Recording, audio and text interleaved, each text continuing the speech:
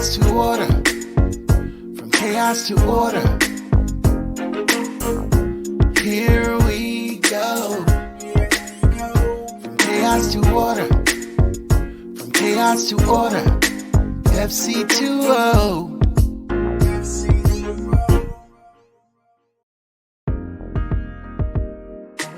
Hello and welcome to another edition of FC20. This is an FC20 solo, and so I'm going to be talking you through career progressions and advice based on my own journey, and just really trying to share whatever I can with you that hopefully will be helpful in your own journey.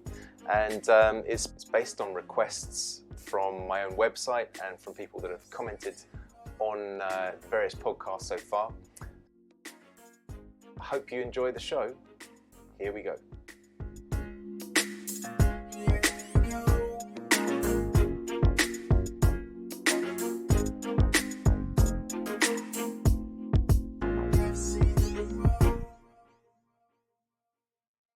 Hello and welcome to our second edition of FC20 Solo.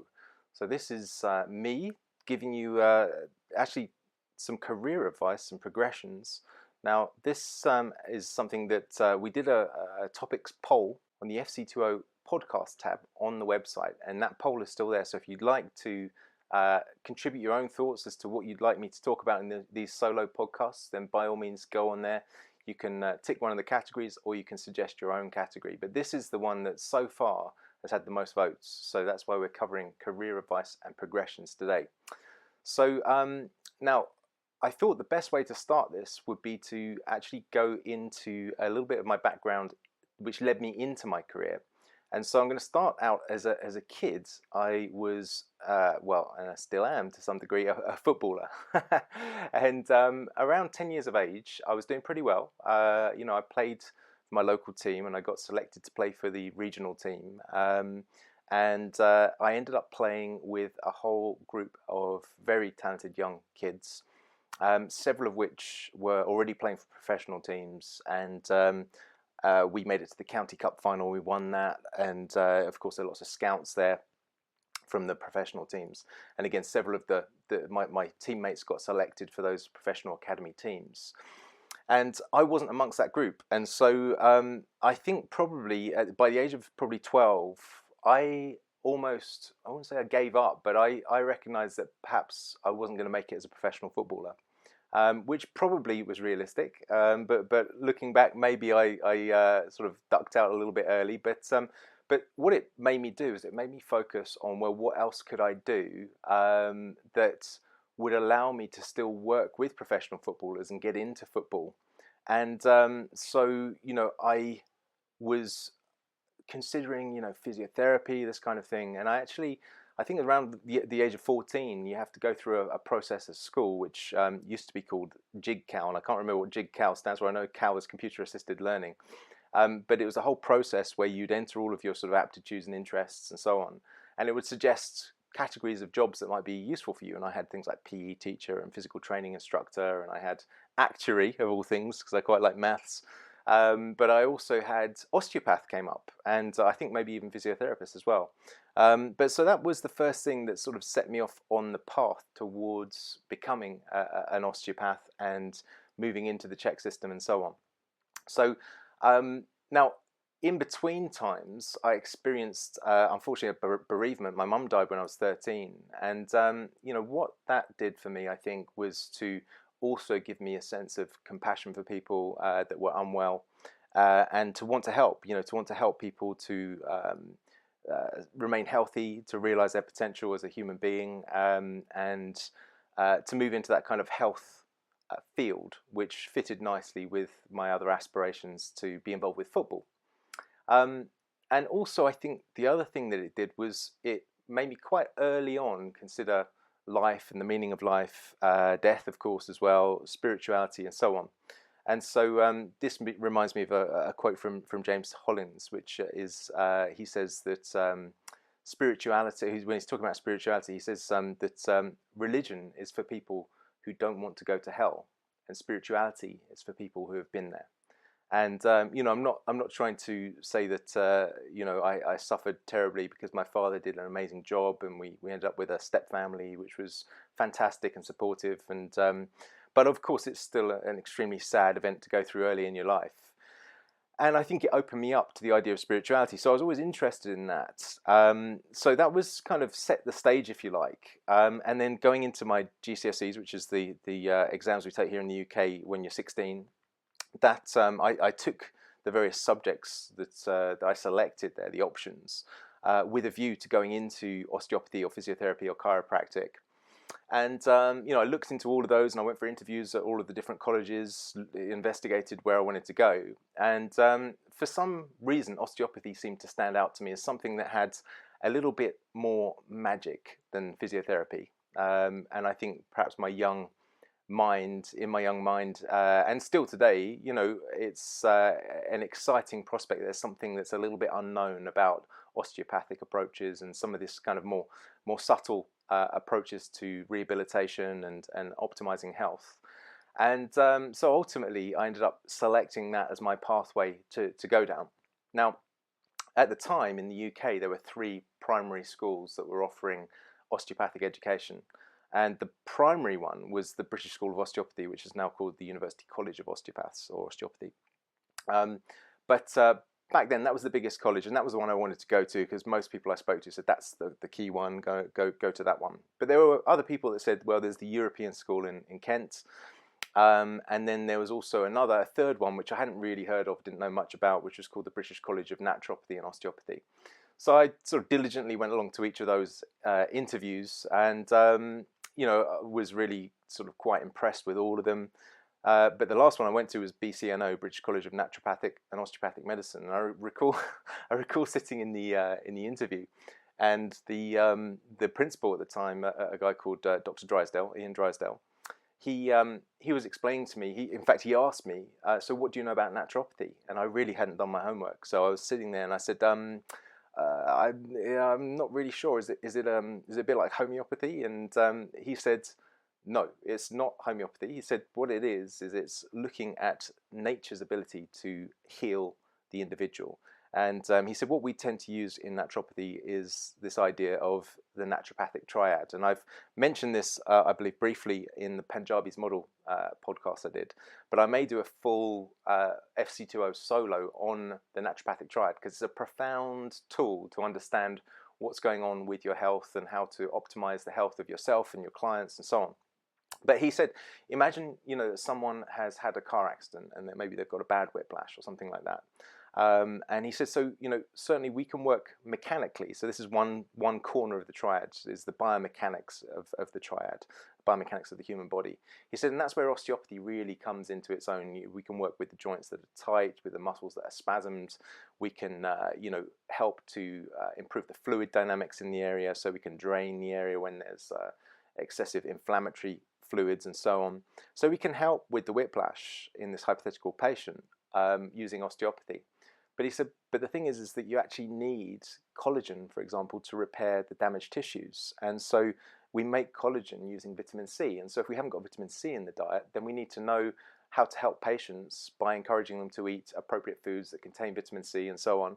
And he says, so that's just one example, and there's many other potential nutritional examples. So that sits in the other corner, or one of the other corners of the triads, which is the biochemical side. And so the biochemistry of the body is important as well. And he said the last corner of the triad is the emotional or the psychological side. And he said, you know, of course, if you've had a car crash, well, then it's an emotional trauma. It's you know, normally there's fear involved. There could be anxiety. If it was your fault, there may be some guilt involved. You may have hurt someone or damaged your car, damaged someone else's car. You may also be feeling angry if someone else drove into you. So he says there's an emotional component. If that isn't acknowledged and worked with effectively, then the patient may not fully recover as well. And so just in that interview, I completely switched my idea of going to the BSO and ended up going to the BCNO in North London. So now, as I went through the training, of course, you're exposed to different people. And one of my inspirations, one of the people that I could see was a real mover and shaker in that field of not just osteopathy, but naturopathy and the manual therapies in general, was a guy called Leon Chaito.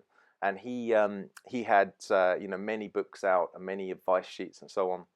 So I learned a lot from him, even though he'd never actually taught me at the college. But he was quite a strong influence in my thinking in those early days. Now, another person who I actually had on the podcast a couple of weeks back, and in fact, before I move on to him, I'm just going to mention that in a few weeks' time, I'm going to be interviewing Sasha Chato, who is Leon's daughter, who's similar age to me, and she has been instrumental in taking over the Journal of Bodywork and Movement Therapies, which we're going to talk about a little bit later.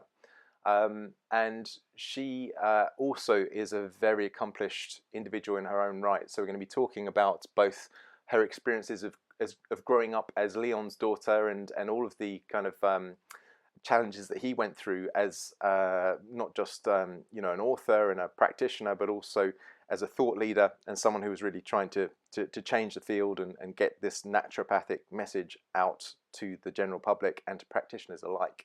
So that's something to look forward to. But another big inspiration for me was Phil Beach. And Phil really tapped into something that I think was ready to be awakened in me. I'd always had an interest in evolution, and Phil took evolution, as you'll hear if you want to listen to his podcast. I believe it was podcast number 12 that we did. And Phil uses evolution and also embryology to really understand how the body has both been shaped through evolutionary pressures and then how it has been built, through embryological development. So he really captured my imagination and became a deep inspiration for me during my training. So those things kind of teed me up, and you'll see how they tap into other aspects of the career progressions that I went through and how this is going to link into the advice that I can offer you as we go. So my training was between 1993 and 1997. And in 1996, I went to a conference. It was one of the osteopathic conferences here in the UK. And two things happened, actually. First of all, I remember taking a pee break. So I nipped to the toilets, and I walked into the toilets. And there were three more senior, older osteopaths at the urinals. And there they are, and they're all hunched over, kyphotic. And I looked at them, and I just thought, wow, if that's what osteopathy does to you, I'm not sure I want to be an osteopath. And I thought, this is not great. Anyway, that was just a thought that occurred to me, and sort of further down the line, I ended up doing a course at L. Liederman's place, which was called Training the Osteopathic Athlete, and this was applying my Czech understanding to the field of osteopathy and how osteopaths can protect their own bodies when they're working. But anyway, the other thing that occurred at this conference was that I was handed a free copy of this new journal that was coming out, which was headed up, the editor was Leon Chato. It was his baby, essentially. And it was the Journal of Bodywork and Movement Therapies. And this journal, I remember reading it and thinking, this is so refreshing, because right around that time I was doing a lot of research for my thesis. I was heading into my last year at the college. And so you have to write your thesis. It's a 10 to 12,000 word piece of research. And, so I've been delving into a lot of these research papers, and they are dry. They're hard work. To try and find the treasure within the papers requires quite a lot of persistence in some cases. And, I found them challenging to read, fun in some ways, but with the Journal of Bodywork, what I found was that almost every article in that journal, every paper, had something almost immediately applicable. And so, I loved the way that Leon had put it together. But what he had done, and I think this is a really important learning point, was he had, having been in the career and in the field that he'd been in for so many years and traveling the world as he did, he had met with many, many different people of many, many different disciplines. And what he had done was he had gathered together some of the very creme de la creme presenters to contribute to this journal. And so he used a case study. It was a regular feature. He would put together a case study, and I remember one of them was about adductor strain, and I forget. I think maybe in a hockey player or something like this. And what he would do is he'd describe the whole scenario of the injury and the way the patient presented, and then he'd ask an osteopath to assess it and to write their kind of example of how they would deal with that situation, a chiropractor, a physiotherapist, a massage therapist, and perhaps a traditional Chinese medicine therapist. And I remember, reading through it and thinking, well, the way the osteopath is addressing this is it's nothing like the way I would do it. It seems like he's missing the point here a bit, And I would read it and think that's really interesting because I'm about to graduate as an osteopath, but this osteopath isn't practicing the way I would practice. And then I'd read what the chiropractor would say, and I'd think, well, actually, he's more aligned with how I'm thinking. And then maybe we get to the physical therapist or physiotherapist, and it might be different again, and I'd be kind of looking at going, yeah, I'm not sure, that doesn't feel right to me the way he's approaching it. And then I remember reading the massage therapist and just getting all kinds of new insights and just really learning so much from this massage therapist and coming away from it and thinking, my God, if I had to pick any one of those 4 or 5 people to teach me, in that instance, it would definitely be the massage therapist. And it really made me recognize that the training is really the start point, and it's really the individual that is where the value is. And so, you can have massage therapists. Okay, so most of them don't have degrees. You can train as a massage therapist quite quickly in some instances, in a few weekends. But this massage therapist, he was the sort of the real deal. And the reason that's important is what I'm going to come to in a little bit later. But I think, just to preface it, what that did for me is, as I was heading into that last year of my training, of course, you're increasingly being indoctrinated into the idea that osteopaths have something special about them. They're different to chiropractors, they're different to physiotherapists, they're better in some ways. That's what you're being told as an osteopathic student, or at least it's being insinuated. And one of the things with working professionally is that you get this kind of what's the right word for it? It's like a positive user bias, as it were. I'll think of the right term in a moment. But basically, what it is that you tend to see your clients, you see them getting better, and of course, you tend to see the clients of the other practitioners around you that have failed to get the client better. So you start to see people coming in from the local chiropractor or from the physiotherapist, and you get this impression that these guys aren't all that good because you keep seeing their failures. What you fail to acknowledge, or is less clear to you, certainly unless you're doing some pretty heavy auditing processes, is that, of course, the people that came to see you once and never came back, the assumption is that it's because they got better. But the reality, of course, is that probably a high percentage of them aren't getting better, and they're going off to see someone else. So you get this bias creeping in where you seem to think that all your clients are getting better and no one else's clients are getting better. So that's something I think to bear in mind going into practice if that's your direction that you're taking things. But anyway, so throughout the training, I had my own challenges. I wouldn't say that I was strongly academic. I certainly found a lot of the exams and the detail in the exams very difficult to retain. Because it was very difficult to find the relevance for why you had to learn the 26 ossification centers in a given bone, including the primary and secondary ossification centers, as an example, when it really doesn't apply at all to what you do as an osteopath. But what I came to realize is that actually that level of detail is only really there so that the courses can be accredited by the universities so that you end up with a degree at the end of it.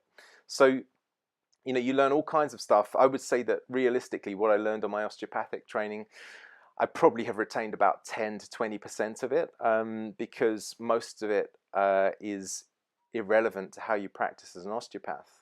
So now that's not to say that it's not useful to cover it once, but the reality for some of it at least is that it's just in there to pack out the course and get the academic points.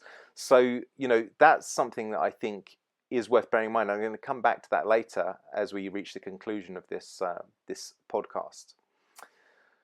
That said, despite the academic challenges, I found that practically I was very good. I seemed to pick up the techniques well, and clinically, when we moved into working with patients, I seemed to get good clinical successes. And I was fortunate enough to be asked to represent the college. They did this thing where they take their best students and would get them to go and compare techniques and so on with other colleges. So you know, I got some affirmation, let's say, that I was doing okay, and certainly in my last year, I kind of got the hang of the academic side, and was, I guess, maturing enough that I could study effectively for the exams, and had no issues there. But I wouldn't say that I was an academic, which, you know, some people that know me from later in my career would probably think that you know, I am an academic, and that, you know, I have a capacity to remember lots of stuff. But the reality is that I think we all can do that if we're interested in it. But if you're not interested, if it doesn't seem relevant, like these multiple ossification centers that I gave you as an example, then you're just not going to retain it unless you have, you know, some kind of, you know, photographic memory, which some people do seem to have. Anyway, the last year of my training, in this 1996, of course, I had to write this thesis, and so naturally, being interested in football and wanting to work in football, I approached a guy called Terry Moore, who was a well-known osteopath and naturopath at the time. Unfortunately, he died a few years back now. But he was very kind to me, and he worked with Queen's Park Rangers. And I knew that, and so I approached him. He was a guest lecturer at the college. And his suggestion was that I did my research on somatic referred pain in professional footballers, because he and the physio at Queen's Park Rangers were under the impression, certainly from their observations, that many players would present with apparent lower limb injuries, but that actually a lot of these were due to dysfunctions or irritations or inflammation in the pelvis or low back. So I studied somatic referred pain, which was fascinating and really teed me up for some of the later research that I've done since graduating. So I guess also what it did was it enhanced my awareness of looking for factors outside of the symptomatic area, which is something that osteopaths are trained to do. But I think this helped me to hone and refine that process. So rather than looking at the painful joint, or not rather, but as well as looking at the painful joint, you also consider factors below and above. Now, with somatic referred pain, just a little clinical tidbit, and something that even if you're not clinical and you're just listening to this out of interest, what you'll find is that somatic referred pain, which essentially means pain referred from a body tissue, like a muscle, ligament, joint, tendon, connective tissue, etc., that will tend to always refer from proximal to distal. So from, for example, from the hip down towards the knee, but not from distal to proximal, so not from knee up towards the hip. That's very unusual for that to happen. It also tends to refer from deep to superficial, so it's quite common you get a deep joint like a sacroiliac joint or maybe a disc injury or something like that referring superficially towards the buttock or the leg, but you wouldn't normally get a buttock injury referring deep into the back. That's very unusual for it to go in that direction. Similarly, somatic referred pain does not cross the midline in general. So these are generalized rules. But like I say, that made me aware and interested in the idea that often pain presentations come from somewhere else and not always from the injured site or the apparently injured site. So, you know, other things that refer pain outside of the discs, ligaments, joints, etc., and muscles are the organs, so the viscera, and also, you know, you can get referrals from other deep tissues like the periosteum, for example, which is the kind of covering of the bones, and even from blood vessels and so on. So these are things that can refer pain elsewhere in the body, and you may not, you know, classic example is that people will get shoulder or wrist pain when they're having heart issues. You know, so this is, of course, the heart isn't in the wrist, but you're feeling the pain there. So that's an example of visceral or organ referred pain. So as I looked into this whole idea that the back or the pelvis might be causing lower limb injuries in professional footballers, or lower limb pain, let's say, then what I started to recognize, and again, I think I was perhaps lucky that this happened early in my career, was that, you know, joints are one of the things that osteopaths tend to focus on. And in fact, some osteopaths are very joint focused and do very little soft tissue work, working with the muscles and so on. But it struck me that joints themselves are passive, and they can't really get tight without being held tight for a prolonged period of time. So then you say, well, what is it that holds them tight? And of course, the only thing that can hold a joint tight is a muscle.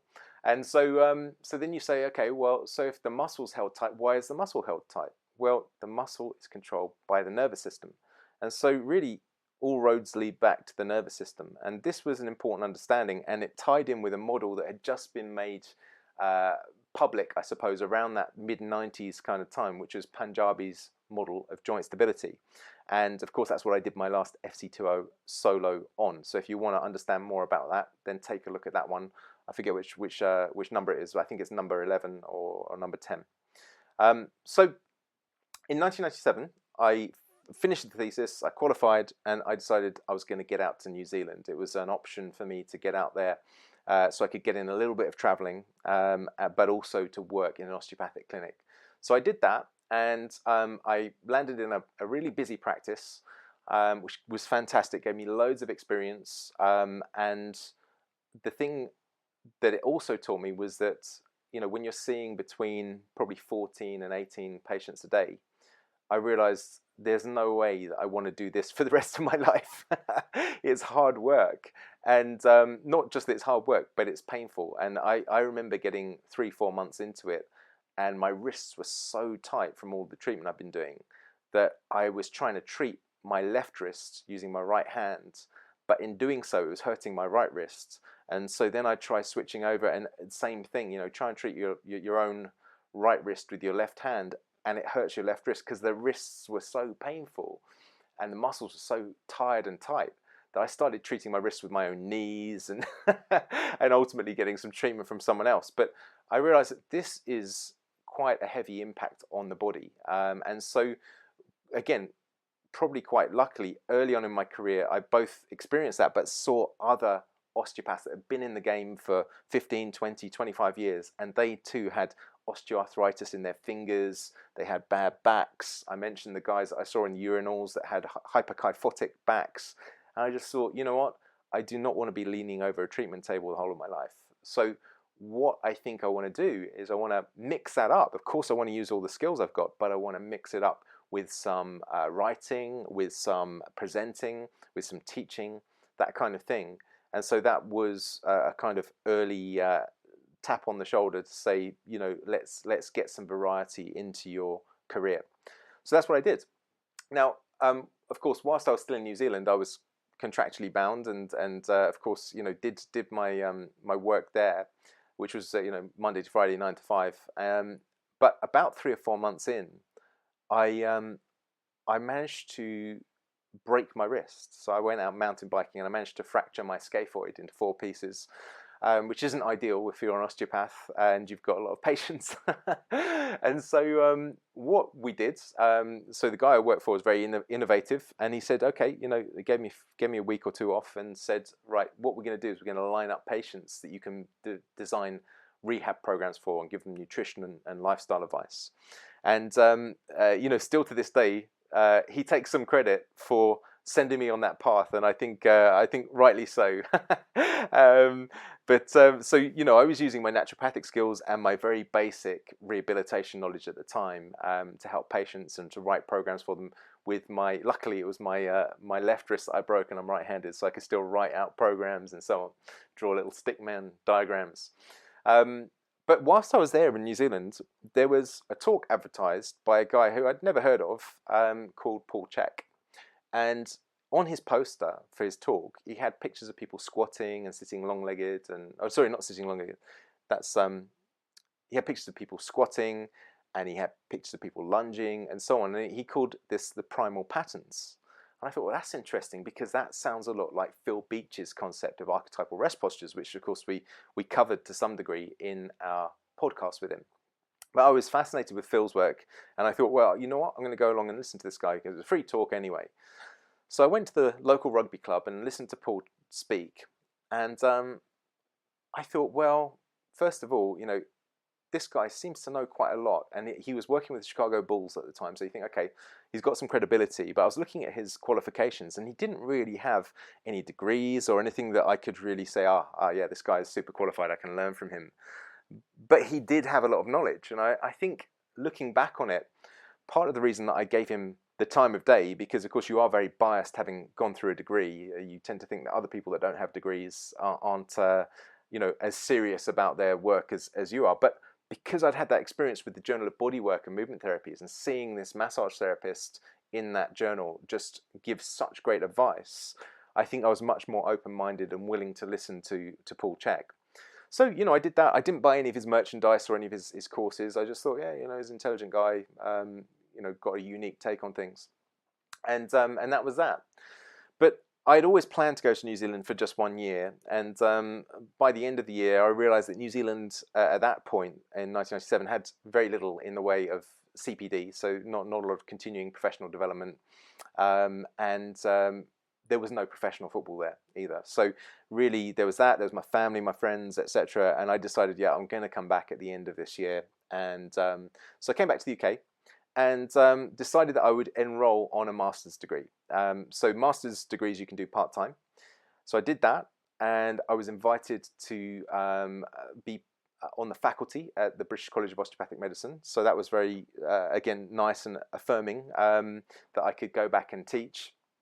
And so I began this master's degree, and I guess that was taking about 2 days a week. And I got to teach alongside Phil Beach, which of course was a bit of an ambition of mine. And I'm sure I picked up so much from him across the 5 years that I did that. But that was fantastic, and really got my mind thinking and starting to see how Phil created models of health, models of function. And I think that helped me to develop my own capacity to do that as well. Now, around that time, because I've been perhaps a little bit starved of CPD in New Zealand, I was on a bit of a CPD rampage, and I was going off to course after course, weekend after weekend, spending all of my spare money, and I was still living at home, so I didn't have many expenses. So whatever I was earning, I was pretty much ploughing back into CPD, and it got to a point where, probably somewhere around 2001, one of my colleagues said to me, Matt, you're doing so much CPD that you could run a course on which courses to go on. And it was probably true, but the reason I say that is that I was getting a really good feel for what was available out there. And what I found was that in 2001, Paul Chek came back to the UK, and I heard him speak for a second time. I made a point of going along, and I have to say his education in that series of seminars that he did was head and shoulders above anything I'd seen in the previous 2 or 3 years. So I was mightily impressed with what he had to offer.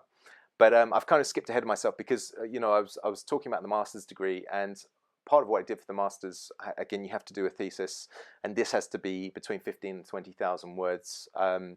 And so it's fairly in-depth research, and I looked at recurrent, what was it called? Lumbar-pelvic associations with recurrent hamstring strain in professional footballers. And so for that research, I was essentially looking at this same idea that people could have lumbar-pelvic dysfunction, if you like, or imbalances in their mechanics, and this might be predictive of hamstring strain in professional footballers. And sure enough, I found that it was. So that was a kind of area of interest and specialism that I developed, and I went on to present that research at the Football Association Medical Centre to the team there, but also to the Football Association Medical Society at Arsenal in 2000. And that was my first sort of public speaking event, which was a bit nerve-wracking. It was done on an overhead projector.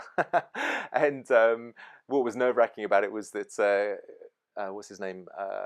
Gilmore was there. I'm trying to think what his first name is. But Gilmore, who is famous for Gilmore's groin, Jerry Gilmore, he presented first and I was up second. So he was this famous guy working with a lot of the elite footballers at the time. And in the audience was Gary Lewin, who was the physiotherapist for Arsenal in England at the time. So it was pretty nerve-wracking, but I presented there, and that went down really well. And I hoped that my ambition of getting involved with professional football would, come through, but nothing really arose. And so moving on between 2001 and 2005, I presented this research to the International Conference on Advances in Osteopathic Research. And that was fun. Again, got me up presenting in front of people.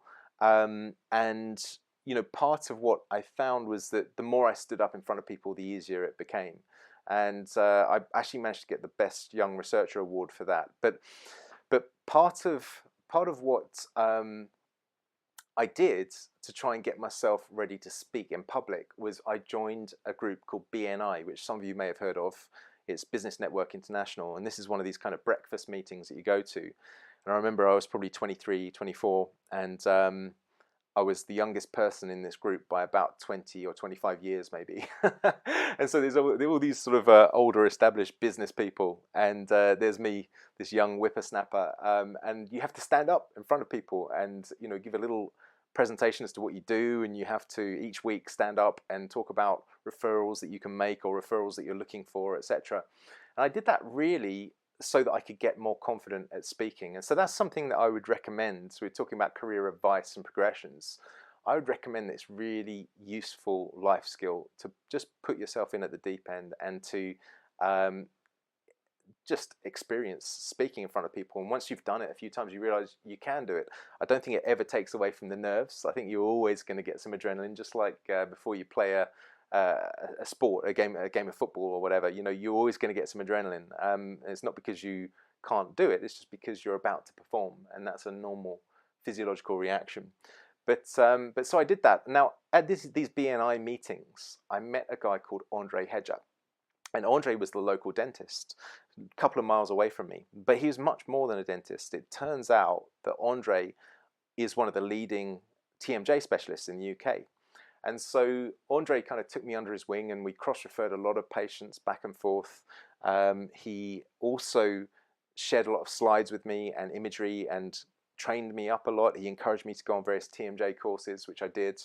And ultimately that led to me not only being sort of well prepared to work with clients, but also to teach about the TMJ, which I now do in the check training, but also I've done many guest lectures at various osteopathic colleges, and I've even trained up some of the osteopathic faculty at the colleges, and ended up going into various professional football clubs to train them on TMJ function or dysfunction. So that was a very fortuitous meeting with Andre, and he will be featuring as a guest in a couple of weeks' time. So listen out for that. He's a really fascinating guy. So that's someone who I'm sure you'll get a lot of great insights from. Now, around this time, as I mentioned, Paul Check came back to the UK, and I went on all his seminars. And as I said, I was so impressed with what he was saying that I ended up signing up for his courses and went through the Check training. Now, the Check training takes most people about 4 years to work through, and it was no different for me. I started in 2001 and I finished in 2005. During that sort of tenure, I was still teaching at the BCNO alongside Phil. But in 2003, Phil Beach left the UK for New Zealand, and he asked if I would like to take over teaching one of his courses actually at the BSO, so the other School of Osteopathy. And that was fantastic to have your own class and to prepare all your own materials. And so I went and did that for a couple of years, and really enjoyed that. But one of the things that slightly concerned me when I was there was that by now, of course, I had taken a real interest not only in referred pain, but as part of my master's thesis, I had really delved into the whole area of core stability and motor control, and I had developed some of my own thinking around that and presented that in my thesis. And what I found was that when I went to the BSO, they actually had a PhD student that was actively trying to disprove the idea of core stability. And I found that quite surprising. And I think some of that is related to the commercial nature of running these colleges and these courses, is that if you can prove that what you do is better or that what someone else does is wrong, then you're likely to attract more students in. And what I always felt was, rather than trying to be exclusive like that, it was better to be inclusive and to look at the reams and reams of great research that have been done on motor control, and to look at that through an osteopathic lens, which is what I've done throughout my career. And I think you can get much more from it by doing that. and you know, the evidence seems to bear that out as well. So anyway, that was a little thing that occurred there. Now, around that time, I took courses with Diane Lee, who's a leading physiotherapist and also is going to be a guest on FC20 in a few weeks' time. And also with Andre Vleming, who wrote the book, or edited the book, Movement Stability, Low Back Pain. And he set up the World Congress on Low Back Pain. So those guys are very highly decorated within our sort of field of musculoskeletal medicine. And, you know, what was nice about that was that they were very interested in my research as well, which I shared with them, and they were very encouraging.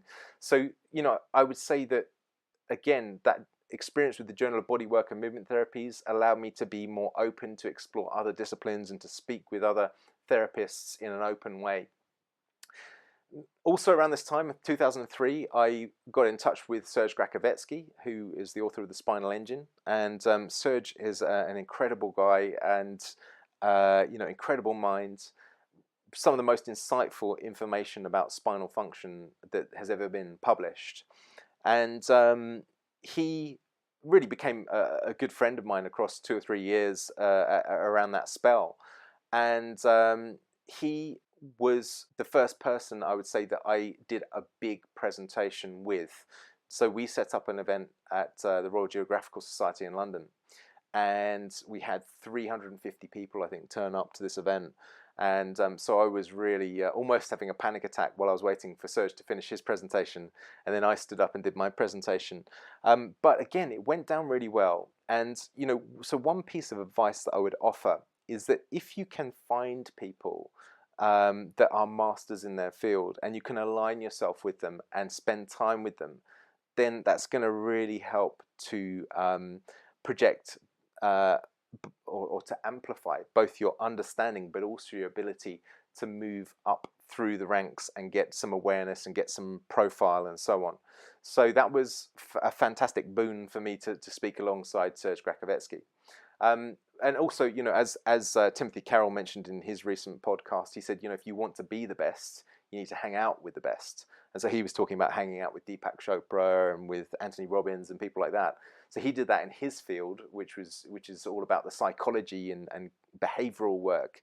And I did that in my field by hanging out with, you know, Grakovetsky and Diane Lee to some degree, Andre Vleming to some degree, Andre Hedger, as I mentioned, but also with Paul Check and Phil Beach and so on. So I would really recommend that as, I mean, I say it's a strategy. It wasn't particularly conscious strategy. It was just that I wanted to understand more what made these people tick and to tap into their knowledge and their wisdom.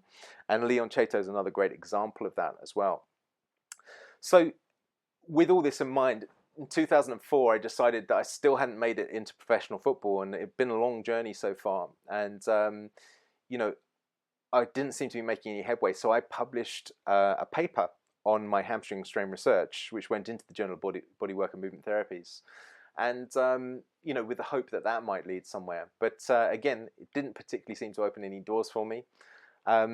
In the interim, I developed a new product, which I call the Neutralizer, and that was a biofeedback device to help people to learn how to do certain exercises with optimal positioning.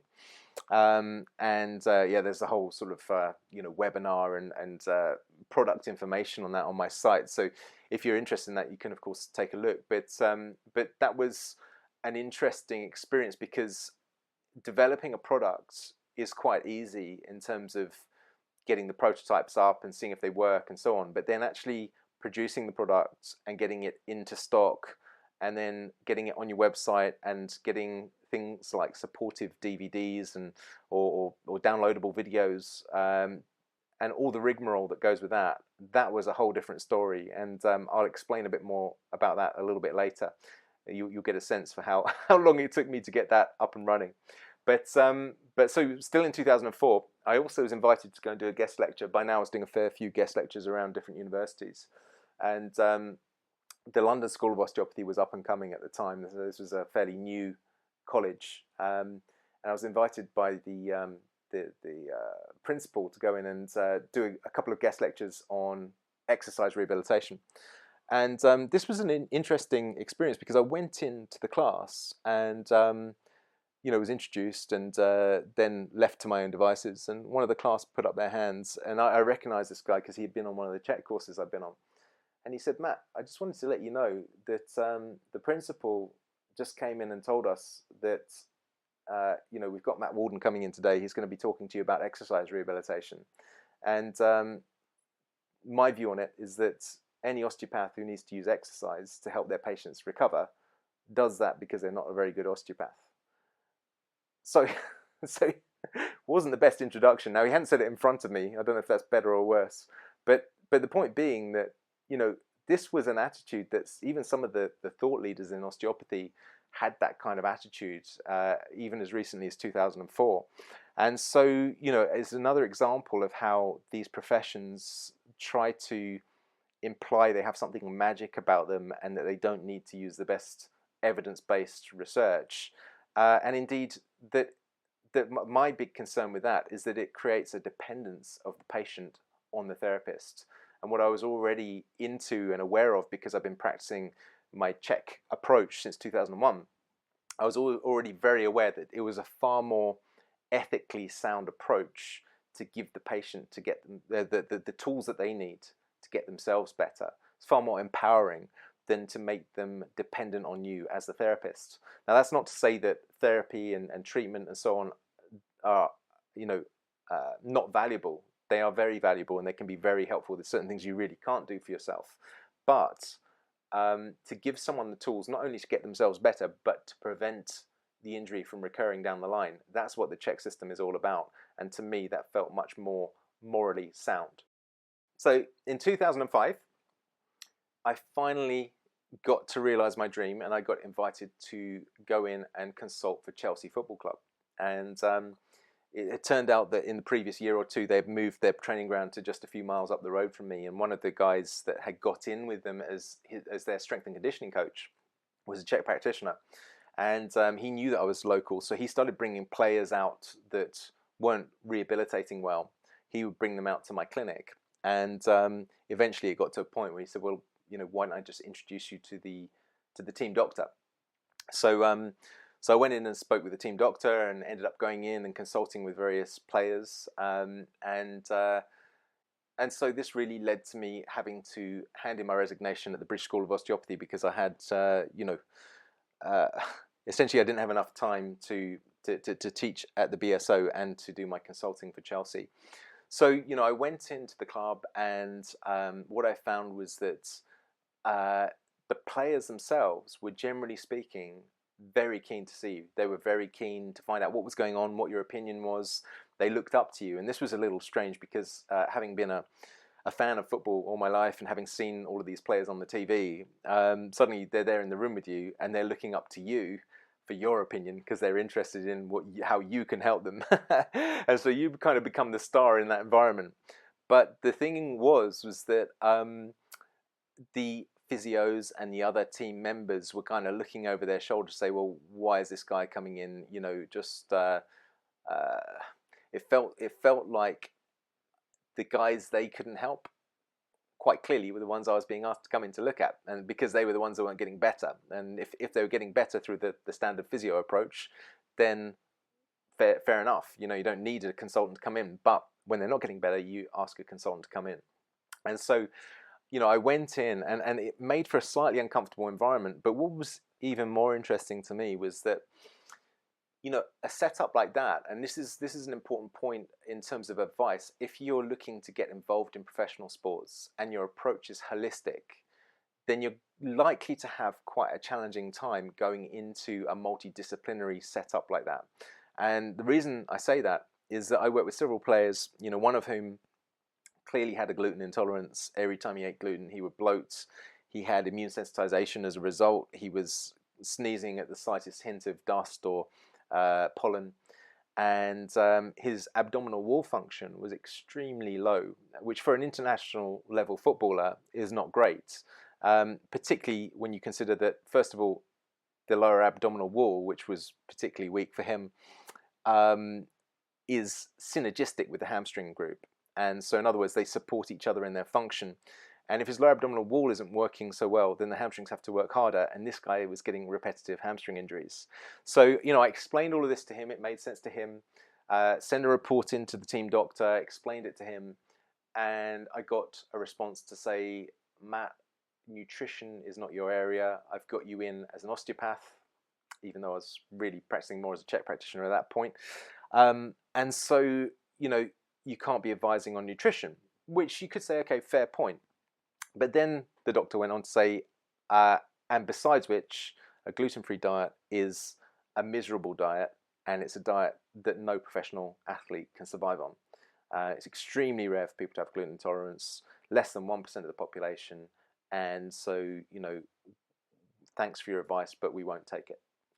And you're like, okay, that's interesting, because that was directly counter to all of my research and understanding, which I did explain back, but didn't work out so well. Then, another example, I had a guy who kept spraining his left ankle, and this is, a very senior first team player, and kept spraining his left ankle.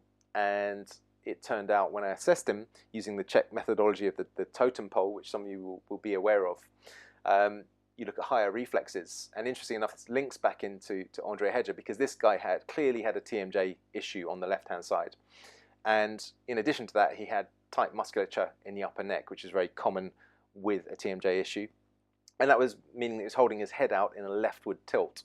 Now, when you hold your head in a leftward tilt, your body has certain reflexes, which means that it needs to bring the eyes and the ears and the bite back onto the horizon. This is called the optic, otic, and occlusal plane reflexes.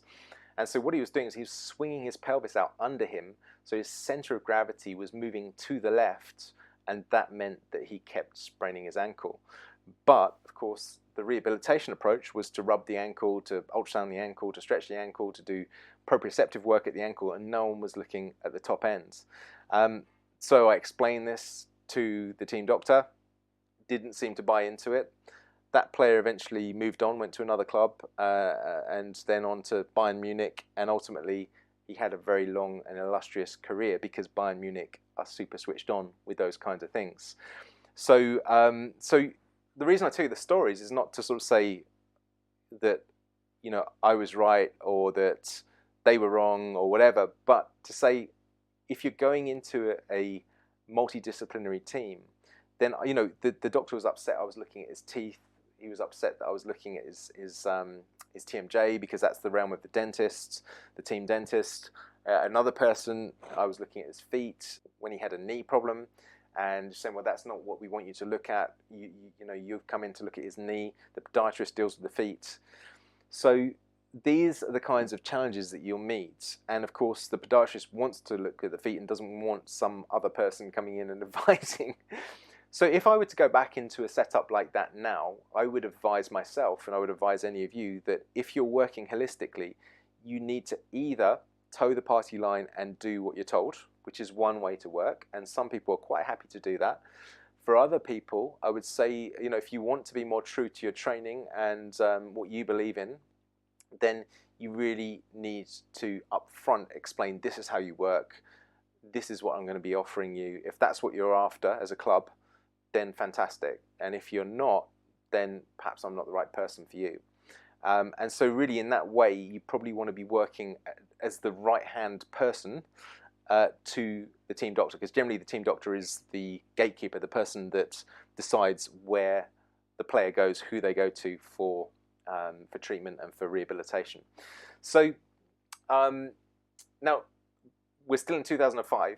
And at that point, I was asked to keynote at the International Conference on Advances in Osteopathic Research. So that was again a nice accolade to do that.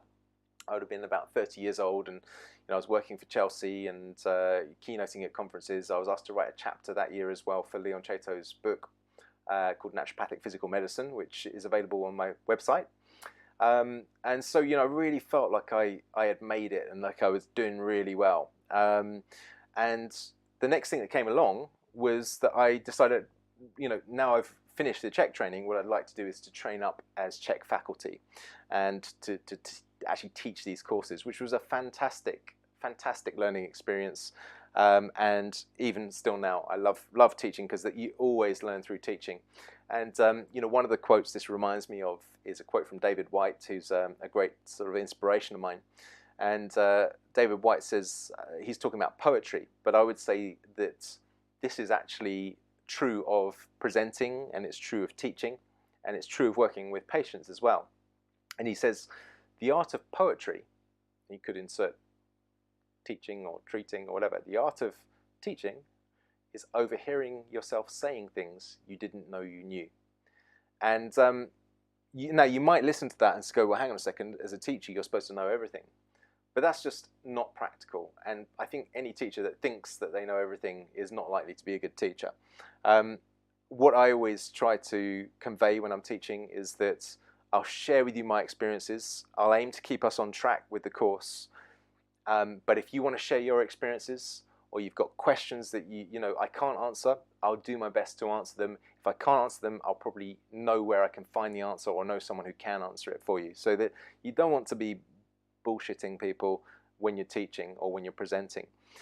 But in being challenged or being asked questions that you don't know, often you reason things through and you realize actually you do know what the answer is to the question. And so that's the art of overhearing yourself saying things you didn't know you knew. So in 2006, I began this teaching up or training up to teach on Czech faculty. I was out in New York City assisting one of the faculty there, and into class walks a guy wearing a pair of toe shoes, and I'm looking at these toe shoes and thinking, well, that's interesting because I wrote to Adidas in 1999. Now, I didn't mention this. Obviously, during the time I was teaching with Phil Beach, we had become quite good friends, and I spent time at his place, and we'd gone out for various walks and runs around Hampstead and over the heath there. And he had a trail that was ideal for barefoot running. And he was just applying evolutionary concepts and saying, of course, our feet are designed to be barefoot from an evolutionary perspective. So here's a trail that I've sussed out, which is relatively safe, and we'll go out for a run. So we did that a few times. And so I had this kind of awareness of barefoot running and some of the benefits of it. And I'd done a lot of thinking around it. And so I'd written to Adidas back in 1999. And the reason I wrote to them was because they had a shoe which was a taekwondo shoe, which was very, very slimline, very flat to the ground, very thin, and therefore proprioceptive. And I said to them, if they could make toes, individual toe pockets within the shoes, then what it would mean is that the toes could splay effectively. It would mean that they could adjust to the contours of the ground effectively. And the toes being hypersensitive, just like the fingertips are sensitive, the toe tips are sensitive, then that would provide better information back into the nervous system and allow the person to move more effectively, have a broader base of support, so they were more stable, etc., etc. I wrote all that to Adidas, and they wrote back to say, thank you very much for your idea. We'll hold it on file, but we're not going to go with it at the moment. So, having done that, I kind of thought, okay, well, I'll just put that to bed and I'll leave it for now, and maybe they'll decide to go with it down the line. So 7 years later, I'm teaching this course in New York, and this guy walks in wearing exactly what I described to Adidas, or Adidas, as the Americans say. So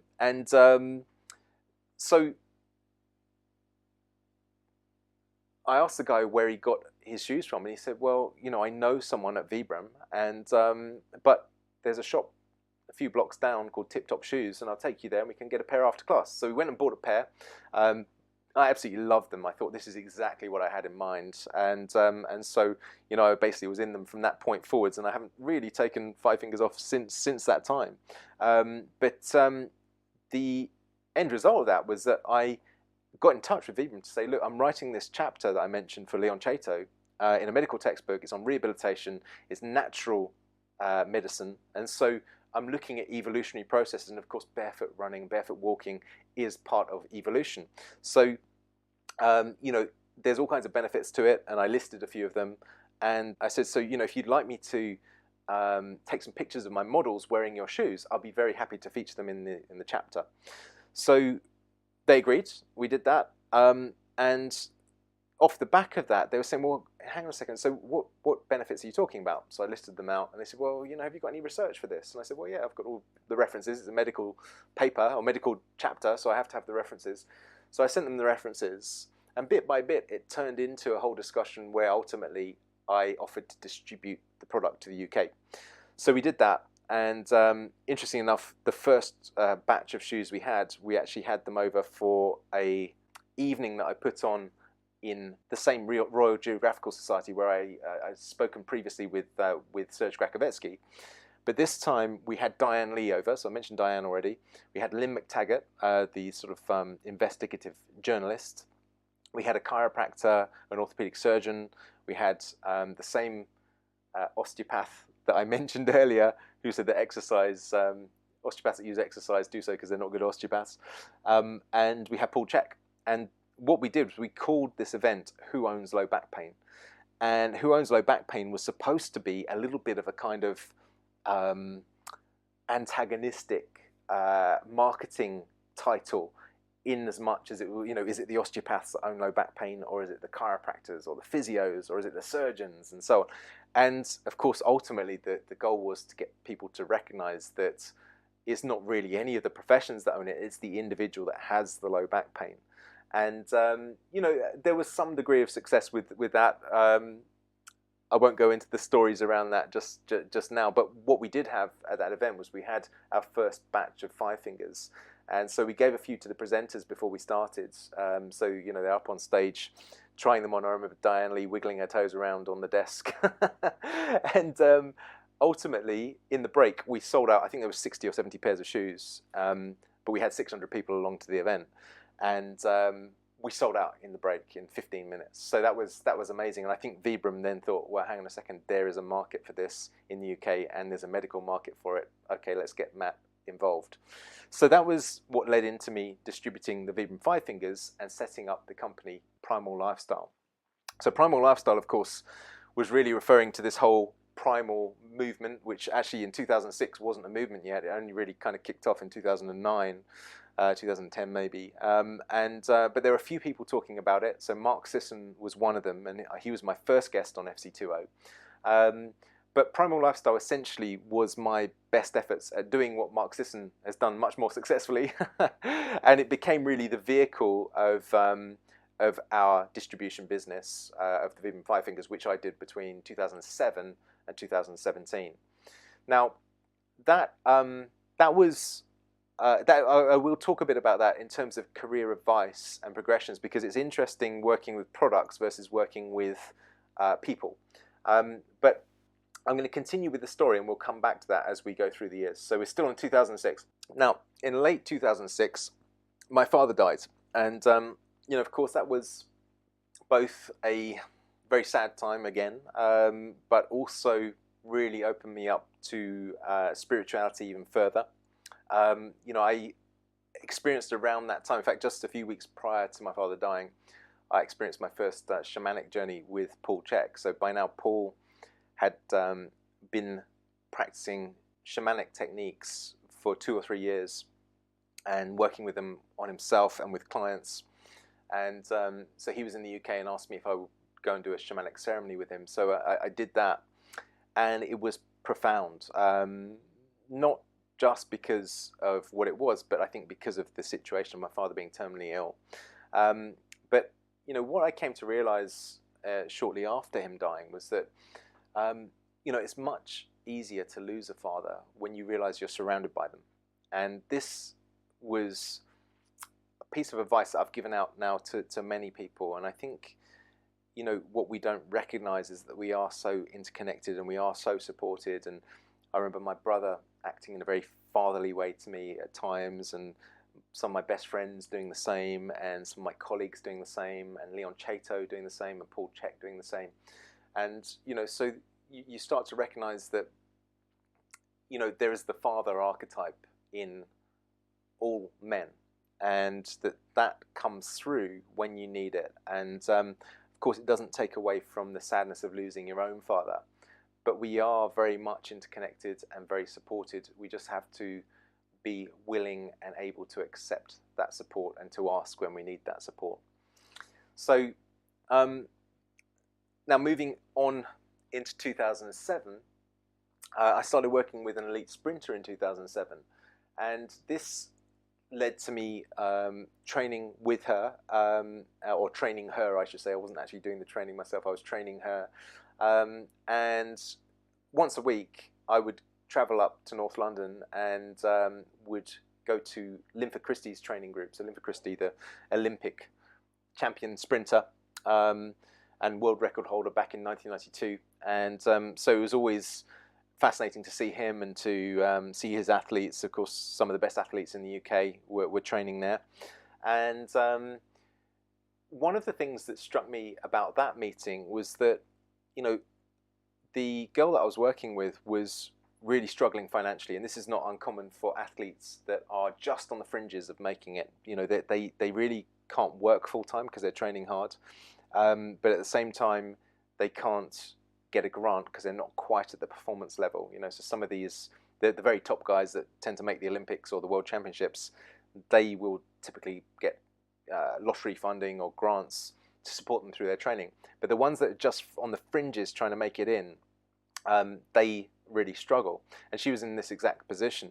So I remember after one of the training sessions, her sitting down with Linford and explaining this to him and saying that she didn't think she could make as many training sessions as he wanted her to, and that she had to work, etc. And he just said to her, well, look, you've got to get innovative. He said, you know, when I was in the same position as you, he said, I found ways to make things work. And, you know, he gave various examples. And then he went on to his career and he was saying, you know, for a while, he said, I was sponsored by Puma. And so I used to wear the Puma leggings, you know, and so have the big Puma symbol down the legging. And then they said, you're not allowed to use branded merchandise anymore. You're not allowed to use the merchandisee's name. Okay, so you're not allowed to use the brand name on the merchandise. So then what he did was he said, okay, well, let's get rid of the Puma, as in the name, and just have the animal on there. Everyone will recognize it. So then they did that, and the next thing was that the International Athletics Federation said, no, you can't have any symbols. So you can't have Nike ticks, and you can't have Adidas logos, and so on. And so what Linford said was, well, let's just change the logo slightly. Let's just tweak it so it's the other way around, or it's slightly longer or whatever, because then it's not our logo, but everyone will recognize it as the logo. So they got away with that for a few meets. But then the International Athletics Federation said, no, you can't have any symbol or any likeness of the symbol on your clothing. So the next thing is Linford comes up with the idea of getting contact lenses that have the Puma symbol on them. And there was this amazing shot of Linford on the starting blocks, and you can probably picture it, you know, him sort of facing down the 100-meter track, and all the paparazzi at the far end, and they're zooming down onto Linford. He's looking direct down their lenses, and he's got these Puma contact lenses. And so, of course, it made all the papers and was this amazing image. No one had ever thought of doing that before, but that was Linford's idea. And, of course, the next thing is the International Athletics Federation ban any wearable logos, so including contact lenses. So anything you could wear was out. You could not, you know, wear contact lenses or glasses or clothing or whatever. So the next thing Linford did was he got a Puma tattooed on his back, so that when he won his races, what he'd do is he would take his shirt off and he'd run around the track with his Puma logo on his back. Right? And again, that was his idea. So the point being that in order for him to continue to be paid top dollar by Puma, he himself came up with all these entrepreneurial ideas so that he could essentially become the world champion and become the Olympic champion and so on. So it was for me, it was a really fascinating insight that for a lot of these people, it's not just about their raw athletic ability, it's about their nous and their ability to turn a challenge into essentially an opportunity. And that's what Linford did. So again, from a business and career advice perspective, I would say, you know, always bear in mind that any challenge can be transmuted or alchemically transformed into an opportunity. So then we move on to 2009. In 2009, I got asked by Leon Chateau to edit the rehabilitation section, which is a new section they're bringing out in the Journal of Bodywork and Movement Therapy. So that was a new kind of endeavor for me, and meant that I had to publish 2 editorials per year, which has been a fantastic process. Now, when you write, one of the things that it does is it forces you to think about things, it forces you to research things, and when there's a deadline to write to, then it forces you to get it done. And so in terms of career advice, I would say, of course blogging is great, and of course commenting on Facebook is great. It's all helpful stuff. But if you were to actually write for a magazine or for a journal or for a newspaper, or whether and it could even be a local newspaper, when there's a deadline to write to, that is fantastic. Okay, so that's been a huge sort of support of my own professional development over the last 10 years since I started doing that. Now in 2010, by now the Five Fingers business was really growing, and we'd done really well. We reached a point where we had gone for the standard sort of story of having shoes delivered to your home, and initially they're in the garage, and then you haven't got enough room in the garage, so you end up sticking them in the loft, and then you haven't got enough room there, so you borrow someone else's garage, and then you start renting a lock-up. And bit by bit, we got to a point where in 2010, we knew that we were going to get a container load of shoes arrive, and you can't have a container delivered to a driveway, or to a residential address. It's got to go to a commercial address. So we knew we needed a warehouse. So by 2010, we moved into this warehouse. We had offices within the warehouse. I had my clinic room in the warehouse, and all my exercise equipment out the back in the warehouse, and of course shoes filling just part of the warehouse, but with plenty of space for growth. Now, this is another aspect of business advice I wanted to share with you, and career advice, is that if you do ever find yourself in a situation where you are working with products, then or indeed, it could just be a clinical model and the growth of the clinic.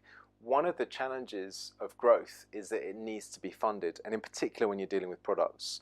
So, for example, if you sell £100,000 worth of shoes, well, the profit margins on those shoes as a distributor is relatively low, because you're not marking them up for retail. So you're just selling them to retailers, and so you get a lower margin. And what that means is that you've got, of course, your own costs of storage and transport and sending shoes out and so on. Various delivery services, etc., and marketing as well. But initially, we had very low overheads in terms of staffing, because we had a lot of us just doing it voluntarily. There's a group of us that all were just chipping in.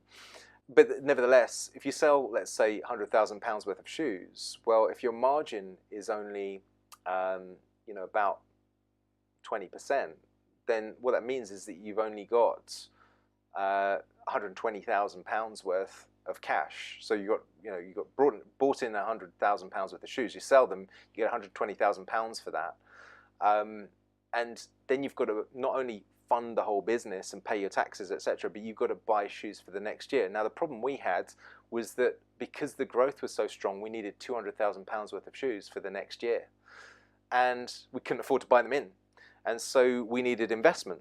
And so this was a whole rigmarole that went on for years of us trying to find investment, but it had happened immediately after the credit crunch scenario, which occurred, I believe, 2007, 2008. So 2009, 2010, we were trying to find investment, and we just couldn't get it for love nor money. Now, another aspect of that is that the product was not our own, and this is another thing that I would advise. If you are going to go into business and sell someone else's products, bear in mind it's going to be extremely difficult for you to get investment on that product. If it's your own product, and especially if you have intellectual property or other rights such as patents or design rights, etc., then you're much more likely to get investment. But we just could not get investment, and so we couldn't grow nearly as much as we wanted to. And so that was the biggest challenge in the first 4 or 5 years of our business, was actually being able to grow. And the banks weren't even lending money as well. So I remember actually we needed about £300,000 that year so that we could bring in the stock. And this was for pre-ordered stock. So this was firm orders that we knew people had placed with us. And we had something like £90,000 in the bank. So we went to the bank to say, look, can you lend us the money, the other 210,000? And we went through this whole procedure, which took days and days. And eventually they came back and said, well, we'll match whatever you can put in. We were saying, well, we've only got 90,000, so that takes us to 180, but we've got £300,000 worth of pre-orders. So it was just a very, very challenging time because of the growth. So that's something which I think from a business perspective, you've got to bear in mind, is that growth itself costs money. Anyway, there was another thing that happened that year was that another company were introduced to us, and this company were about 7 times our size. They'd been established for about 20 years and they had their own sales force, etc. And so we were introduced to them on the sort of the idea that they were going to come in and support us. And you know, they were outdoor specialists, so they had lots of accounts with outdoor stores and sports stores as well. But we were given the sports side of the market and they were given the outdoor side of the market, and they were going to support us to bring in the shoes. And what we found was that very, very quickly we noticed that our retailers, including our sports retailers, were being approached by this new company to say that, look, we're now in the game. Primal Lifestyle, my business, was going to be out of the game soon, and so everyone should be placing their orders with them and they would supply the shoes. And so, you know, initially we got a call from one of our retailers to say, oh, look, we've heard that you're not working with Vibram anymore, or that you're going to be packing in. And we said, no, that's not the case at all. We're working with the sports market. But this was a running store. And, you know, so we called up this new company and said, well, look, hang on a second. This was one of our stores. It's clearly sports. It's a running store. And, you know, one of your sales reps has gone in and told them that you're going to supply them, and they said, "Oh no, this is a mistake. You know, that's they've got it wrong. We'll reprimand them, etc." And then we got a report from another part of the country, from another store, and then from a third retailer of ours. And you know, bit by bit, we realised that they were essentially muscling in. They were going to try and take over the business, and this really leads on to another point, which I found that being in that kind of business, the whole concept of karma and, you know, what goes around comes around seems to operate at an amplified rate. And so, you know, it didn't take long for not only our retailers to recognize that this other distributor were playing a dirty game, but it's, you know, it's like it's the whole industry. So it's not, even though it seems like it's a big industry, and it is to some degree. Sports shoes is a huge, I think it's $90 billion industry. $90 billion per year of shoes are sold worldwide. But very quickly, this company essentially got this terrible reputation, and the upshot of it was, in the end, that we got given the sole distribution rights for the UK because they were just disingenuous. And you know, there was another story which I'm going to tell you a bit later, which happened again with a different company. But like I say, it seems like there's this kind of you know, microcosm of the macrocosm, and the karma, you know, comes back and bites you in the bum if you're being disingenuous. So that was a very interesting, but also a very stressful time. But it did teach us the lesson that you know, I mean, we never were disingenuous, at least to my knowledge, you know, not knowingly. You know, these guys were clearly very knowingly trying to undermine us, quite literally. So anyway, moving on from that scenario, the other thing that happened that year was I went out to the World Congress on Low Back Pain, and I presented at the World Congress on Low Back Pain in Los Angeles, and I was there with Paul Check. And we actually tell the story on the podcast that I did with Paul Check. I think it's the second one. So I won't go into too much detail here, but it was another kind of interesting story from the perspective that he was asked to keynote at this conference, and you know, some sort of academic type, you know, that was involved with the board that decides who speaks, essentially said, well, you know, Paul Check, you know, he might be, you know, have a good reputation, and he might seem to know his stuff, but he's got no qualifications. So if he's going to present, he's got to present alongside a PhD or a professor or something. And that whole story was that ultimately Paul ended up not presenting, even though he was on the board. He was invited onto the panel that organised, and it's still, you know, his name's still on the proceedings of that World Congress. And, you know, of course, again, this is with all these leaders that I've mentioned already, people like Diane Lee and Leon Chaito Andre Vleeming, Grakovetsky wasn't there at that one, but all the top names in this line of work, and it's amazing how people can be quite narrow-minded and stuck. They didn't have that experience that I had, or certainly weren't acting on it that I had with the general body work, in recognizing that it's really nothing to do with the qualifications and everything to do with the individual. So anyway, in 2011, I was doing a lot of teaching for the Czech Institute, and I used to go out to Denmark probably 3 or 4 times a year, sometimes 5 times a year. And the guy that organised those courses in Denmark is a friend of mine called Alan, and he also was the distributor for the Vibram Five Fingers. Now, so we used to have good chats while we were out there, and we were good friends, had a lot of common interests. We still are good friends, actually. And I just happened to turn up one time, and he was in quite a bad way with his back. And it turned out, when I assessed him, I offered to assess him, and it turned out 1 or 2 of his ribs weren't moving very well at all. And so, I did my normal osteopathic style treatments, a bit of massage, a bit of mobilization, some manipulation. And it was one of those occasions where the next day he woke up and he was feeling so much better. And it was just one of those times where, it doesn't happen every time, but it was like a miracle cure. And the interesting thing about it was that I was right at a point where I was thinking, well, we're now, 5 years into our tenure as Vibram Five Fingers distributors, and perhaps this is too big an opportunity for me to not put all my eggs in that basket. And I was thinking, mate, do I give up osteopathy? Do I give up Czech work? Do I give up my clinical work, etc.? Do I stop writing? And I was thinking, maybe I just need to do that for a year or 2, just to really secure this. And of course, the fact that I was able to give this guy a treatment and for him to respond so well just made me realize, and I think also the other aspect is, he wasn't a paying patient. He was just a friend, and I just, gave him the treatment because I could. I helped him because I could.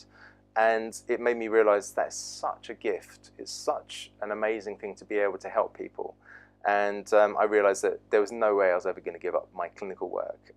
And that actually it added value to the fact that I was, although I was the head honcho, as it were, of the distribution company for this Vibram Five Fingers product, I had credibility because I was a clinician and I wasn't a shoe salesman. So later that year, this is the next story about karma. We were at a conference, it's called FitPro, which is the biggest kind of get together for all fitness professionals in the UK. And there was another shoe company there that had a very similar product to ours, and they were telling everyone that Vibram Five Fingers are the worst shoe on the market. They disrupt your gait patterns. And they had some kind of story about how having something between your toes meant that your foot couldn't function properly. And they had one little piece of research which was quite amusing. It was done on about 16 people, and it'd been published, but essentially suggesting that maybe if you've got toe socks on, you don't have as good balance as if you've got normal socks on. So they, of course, extrapolated that data and said, so you should be wearing our shoes and not the Vibram Five Fingers. And first of all, it was a very small study, but what was quite funny about it is that, first of all, you would, the research was done on a group of people wearing socks versus toe socks versus barefoot, and they were looking to see how these conditions affected balance. And what they found in that very small study was that when the guys wore the toe socks, they had worse balance than when they were barefoot or when they were in normal socks. So, of course, this is a little bit surprising to us as Vibram Five Fingers distributors, and having used them for training and experience the kind of lived experience of how it improves your balance and your proprioception and so on, to have your toes move independently. But if they'd done their homework properly, this same person had done a second study which had actually allowed people to adapt to wearing toe socks, because, of course, what you have to recognize is that most people don't wear toe socks. So if you go into a condition that you have never experienced before, then it is going to feel a bit foreign to you for a little while, and it may affect proprioception for the first few hours that you're wearing them. But when they redid the experiment and got people to wear toe socks for a couple of weeks, and then did the experiment. What they found was that people in the toe socks actually had better balance than people in normal socks. So anyway, they've been going on about this, and that same year, later in that year, I got invited to speak at a conference in Scotland, which was called the Scottish Barefoot Conference, and it was really, really good actually. There was probably about 70 or 80 people there, and one of the guys from this other shoe company was there.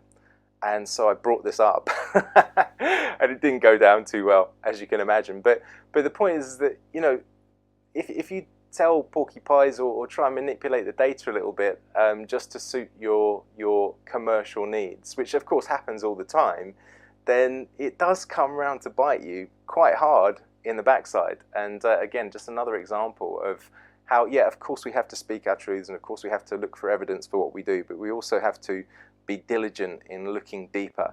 And you know, I'm not immune to that. I'm going to tell you a story a bit later where I've got things a bit messed up at times.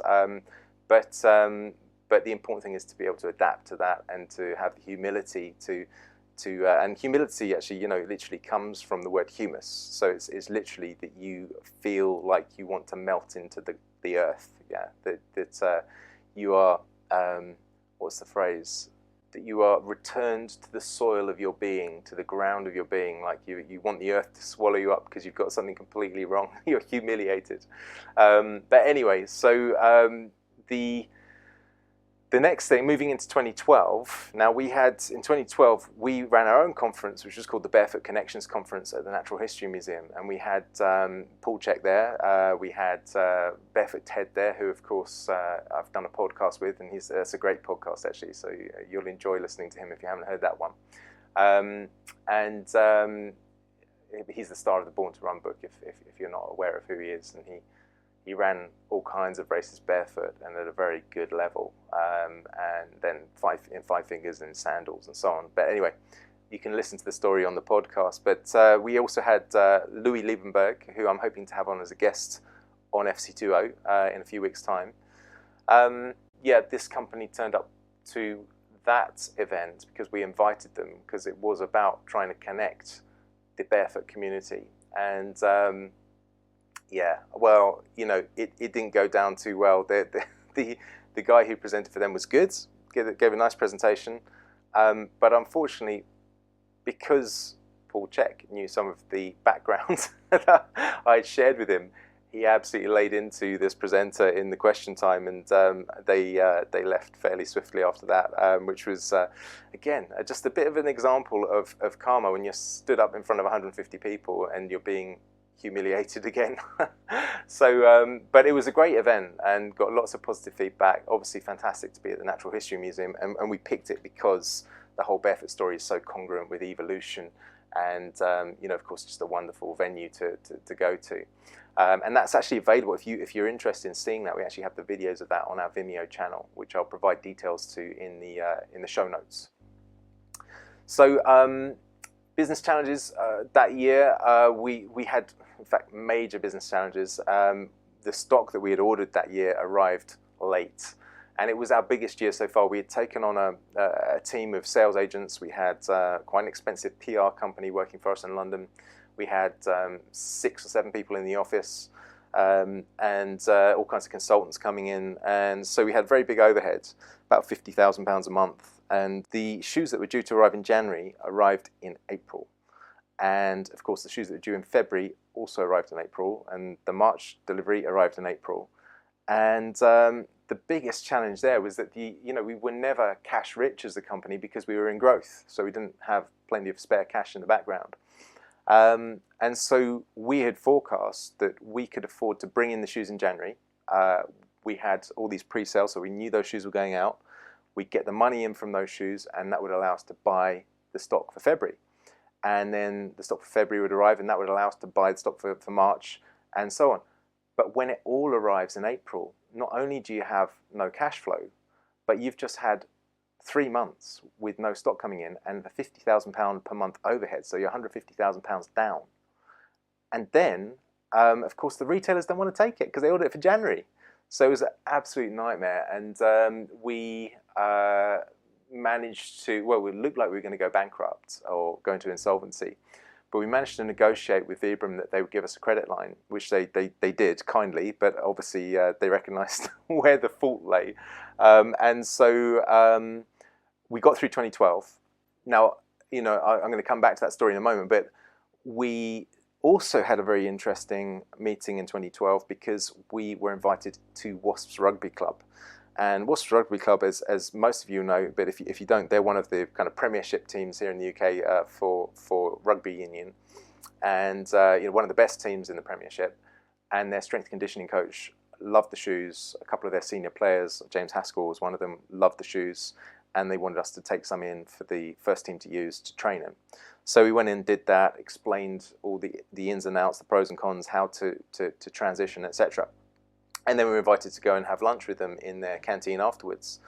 And what was interesting was we went into the canteen and they said, look, just go up, help yourself. It's all gluten-free. It's all paleo. Just have whatever you want. And I thought, well, isn't that interesting? Because we're in 2012, so just 7 years previously, I'd been at Chelsea Football Club, and the team doctor there had said, no elite athlete can survive on a gluten-free diet, as you'll remember me saying, is it's a miserable diet. And there they are, they're all, sitting around having this wonderful lunch with this amazing chef that had cooked all this great gluten-free food. And of course, around that time, Andy Murray came out as being gluten-free, and Djokovic came out as being gluten-free, and so on and so forth. So there are lots of elite athletes that were essentially taking on this new diet, and not just gluten-free, but paleo as well. So the whole idea of needing X amount of carbs to be able to get by was being seriously thrown into question as well. Anyway, so moving into 2013. Now, 2013, well, I should say actually right near the end of 2012, we were really struggling with the business. We'd lost almost all of our high street retailers, certainly all the big ones, because of the late deliveries. So no one was buying in the autumn-winter stock. And we got to a week before Christmas and we realized that this was it. We could not buy in the shoes. We could not pay the staff. We were going to have to close down. And the only way to survive it was we were going to have to lay off most of the staff. So in the week before Christmas, I had to call up, how many was it? We had 19 people on our books, and we ended up with 4 of us left in the office. So 15 people I had to lay off in the week before Christmas. And those phone calls were tough. Some of the people were very compassionate and sympathetic and understood our plight. Others were aggressive and angry about it, understandably. It's never good at any time of year, but in the week leading into Christmas, that's definitely not good.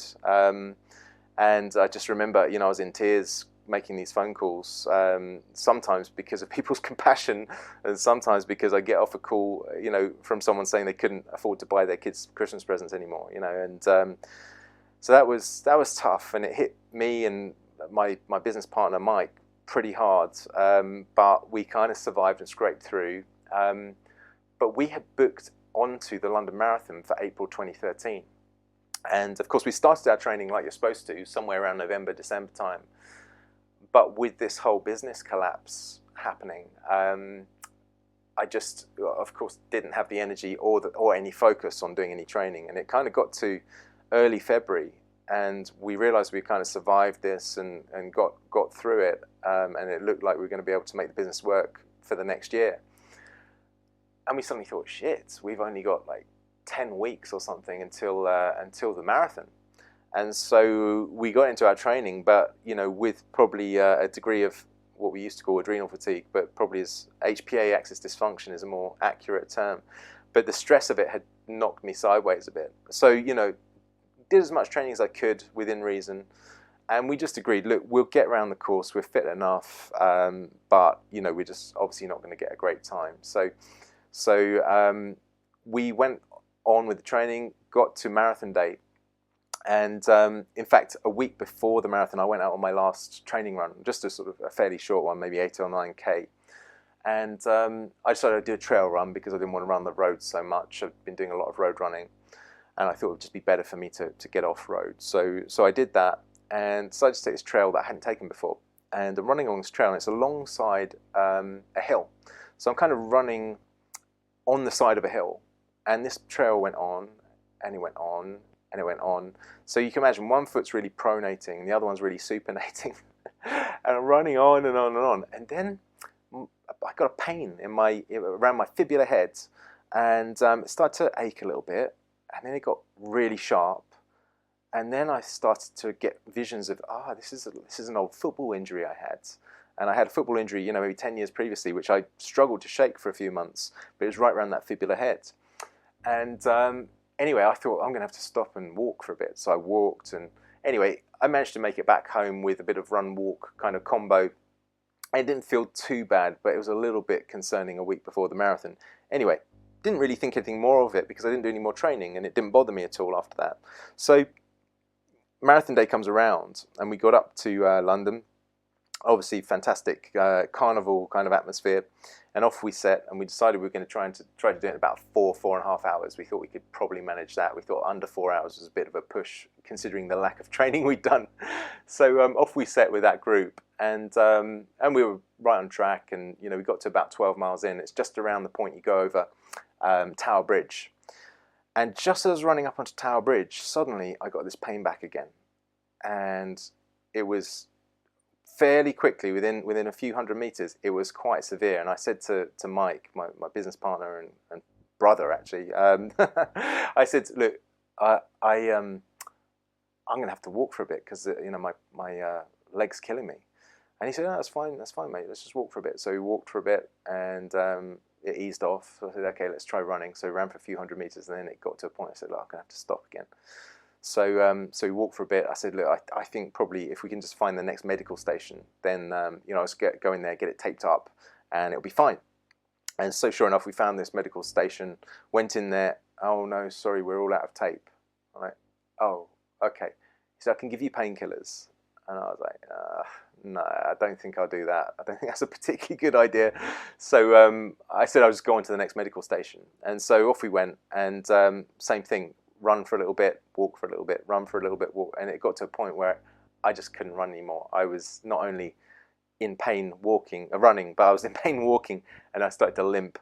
And anyway, I got to about mile 19, and we found this medical station, which seemed pretty decent setup. I went in, still they had no tape. They'd run out. And the guy basically said, look, we'll get the physio to come and look at you. So he came over, had a look, gave it some massage, said, look, it's just the annular ligament around your fibula head. You can carry on running. It's not going to do any damage. You're nearly there now, so just go ahead and give it a go. So off we went, and it was basically the same thing. I mean, I got a few hundred meters, and I had to walk again. So ultimately, we got to somewhere around the 23, 24 mile mark, and my brother Mike said, look, I'm gonna have to run. My legs are stiffening up. He said, do you mind if I meet you at the finish line? I said, no, that's fine. Look, you walked with me for, by that stage, what would it have been? We'd have done about 10 miles walking. And it struck me afterwards. I had a really sore shoulder afterwards, and it was because I've been hitching my shoulder for about 13 miles. And if someone said to you, when you've got a sore leg, I want you to go and walk 13 miles, then that would be quite a thing to do. And you realise how long a mile is. In a car, it seems quite a short distance, but when you're walking it, it's quite a long old way. And when you're limping it, it's even further. But anyway, so he ran off, and I got quite emotional. I was kind of walking along, and I felt like I wanted to cry. And I was just watching the people run past me. And a lot of the people I saw go past me were people I had passed earlier in the run.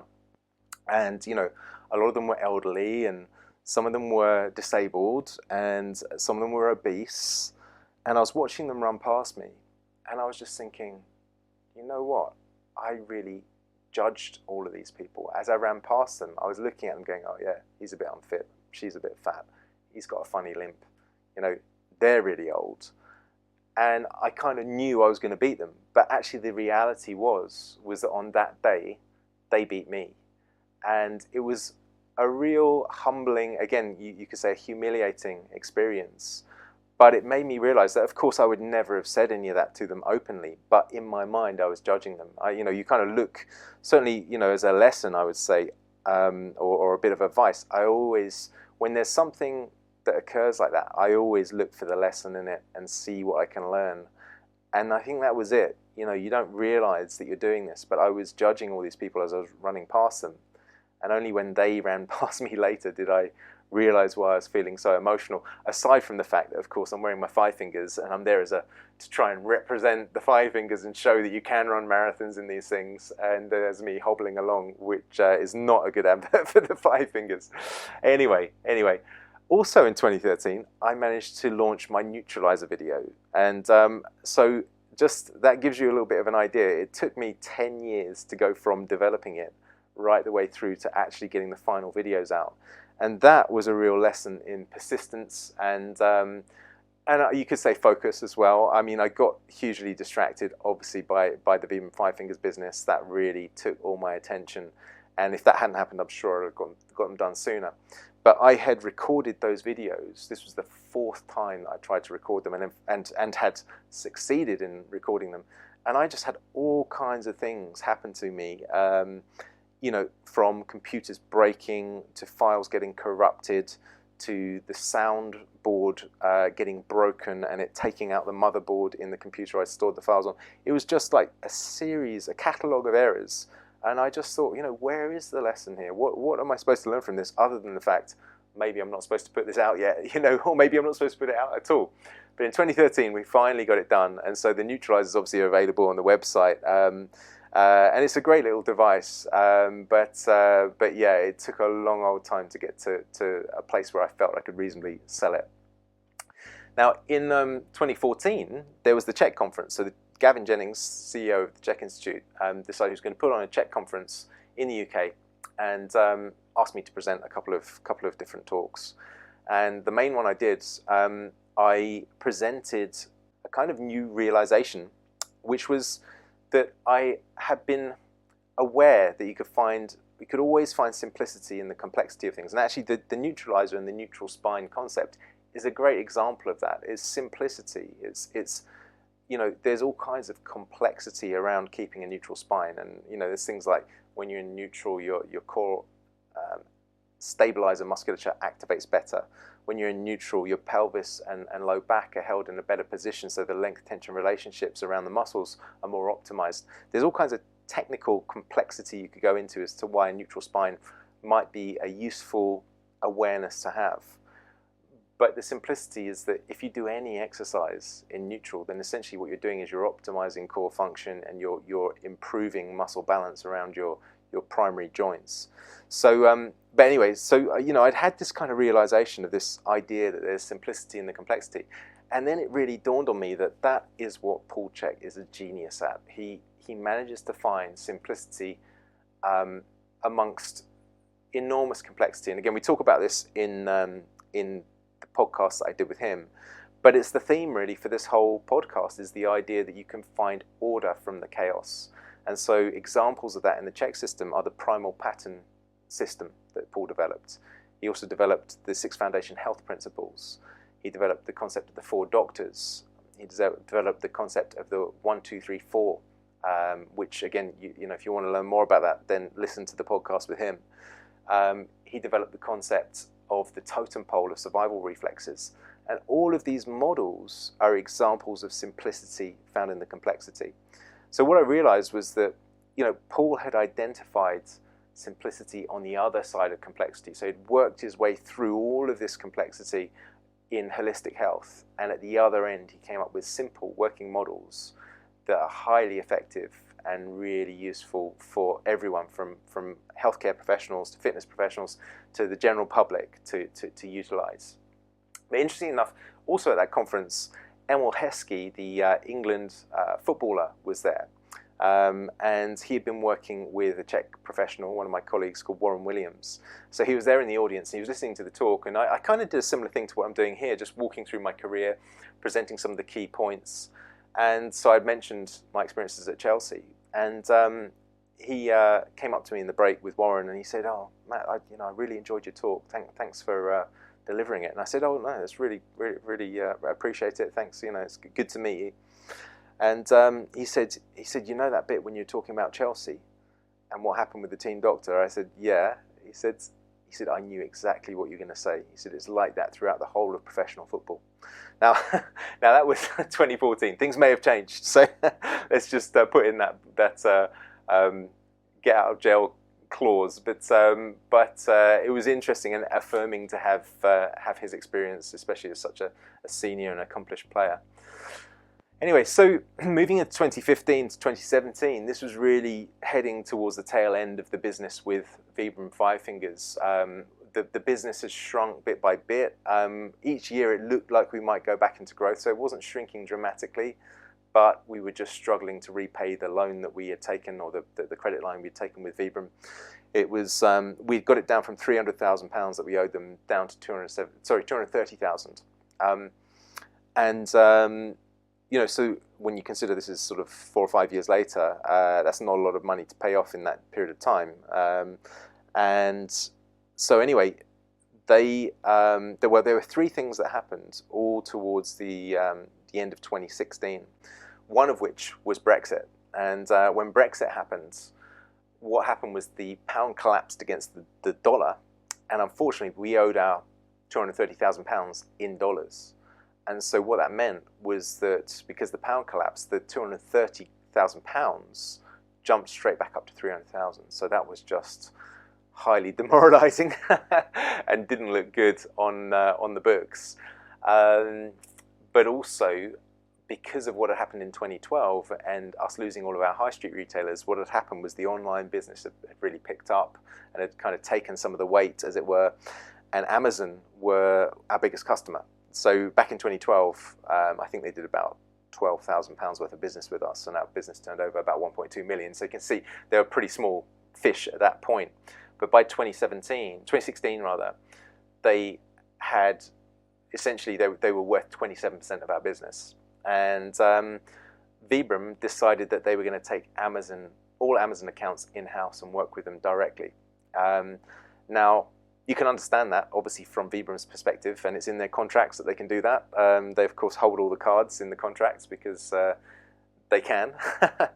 And some of the other distributors really didn't care whether they took Amazon or not, because they didn't work with Amazon, so they hadn't, you know, they weren't losing anything. But for us, Amazon had become a big fish because we needed to work with them because of what had happened in 2012. So to lose 27% of your business and for your debt to jump back up to where it was 4 or 5 years previously, and then the third thing was that there was a distributor sniffing around who was well capitalized and ready to potentially take over distribution, and those 3 things combined led to our demise as a company. And Vibram basically called their credit line in, said, we need you to repay it. They knew we couldn't repay it, and so what we had to do was to file for insolvency in early 2017. So, you know, it was sad, and I'm still, you know, I still have pangs of sadness about it because it was 10 years of my life, and I truly believed in the product. I still wear the product now.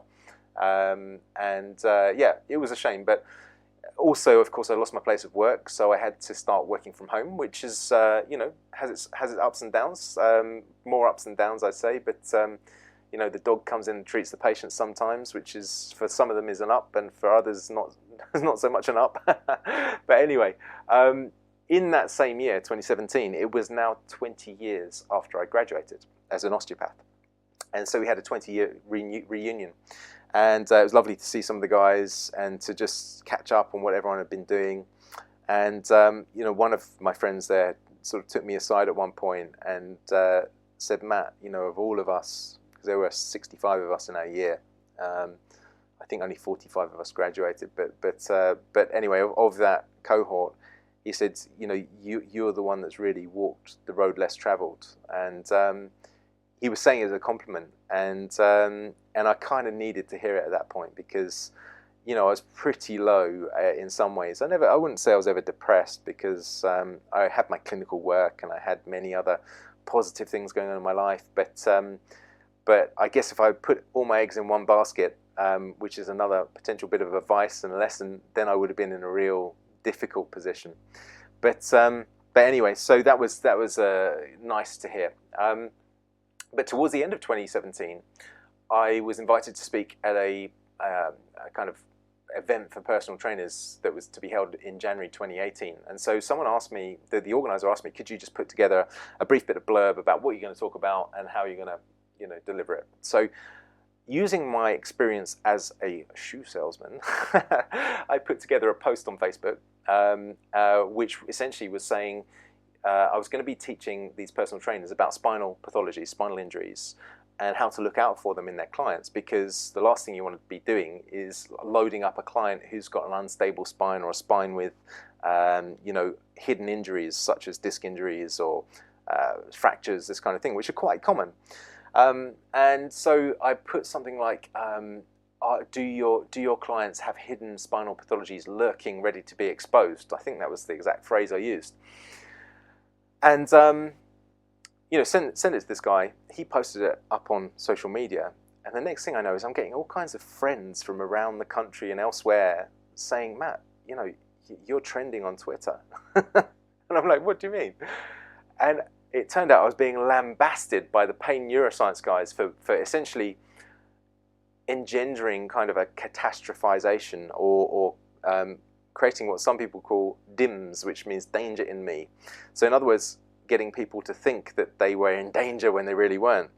And some of these guys were people that I knew, some of them were people I taught, and they were just laying into me and and tagging in all kinds of highbrow people, and there's all this discussion going on, and I was thinking, oh my God, what's going on here?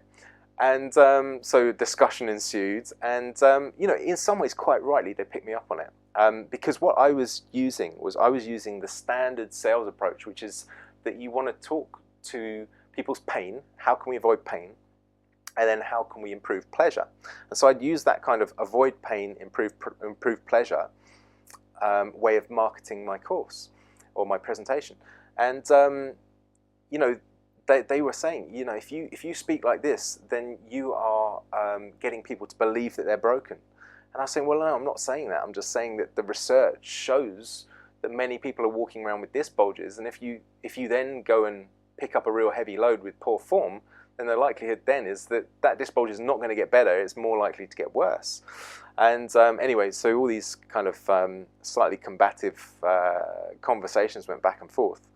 But it was a real rude awakening into the world of pain neuroscience, and a really welcome one as well. And so I'm glad it happened in many ways, but again, it was pretty stressful.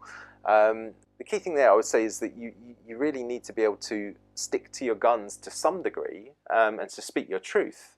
But that if you do that, then you've got to be ready to adapt as well. And I feel, and I hope that I've managed to do that. So in 2018, something as in something by way of a response to that, I wrote a paper with Paul Chek for the Journal of Bodywork and Movement Therapies called "The Ghost in the Machine: Is Musculoskeletal Medicine Lacking Soul?" And really what we were doing was we were looking not just at the sort of physical side, but as the name suggests, we were looking at the emotional side, the spiritual side, the unconscious aspects of human function, and how they can influence the nervous system and influence behavior, and ultimately end up creating pain. And so that paper was very, very popular. We got lots of terrific feedback from it, but we also got a bit of a backlash as well. And some of it was critiquing us for painting a kind of narrow view of evidence-based medicine. And that was in some ways a fair comment, again, because we were really critiquing people that focus almost entirely on research papers and don't also incorporate their own experience, their clinical experience and clinical judgment, but also the patient's values. And so in evidence-based medicine, they describe it as a three-legged stool, where you've got the evidence side from the literature, you've got the experience of the clinician or the trainer, and then you've got the values of the client. And so we were really condemning a little bit some of the evidence that's out there, which was kind of saying that you don't need to worry about disc injuries and you don't need to worry about posture and all this kind of stuff. That there's some pretty big flaws with that, which I mentioned actually some of them in my introductory preview to FC20. But anyway, off the back of that, really, what I took a big interest in was central sensitivity.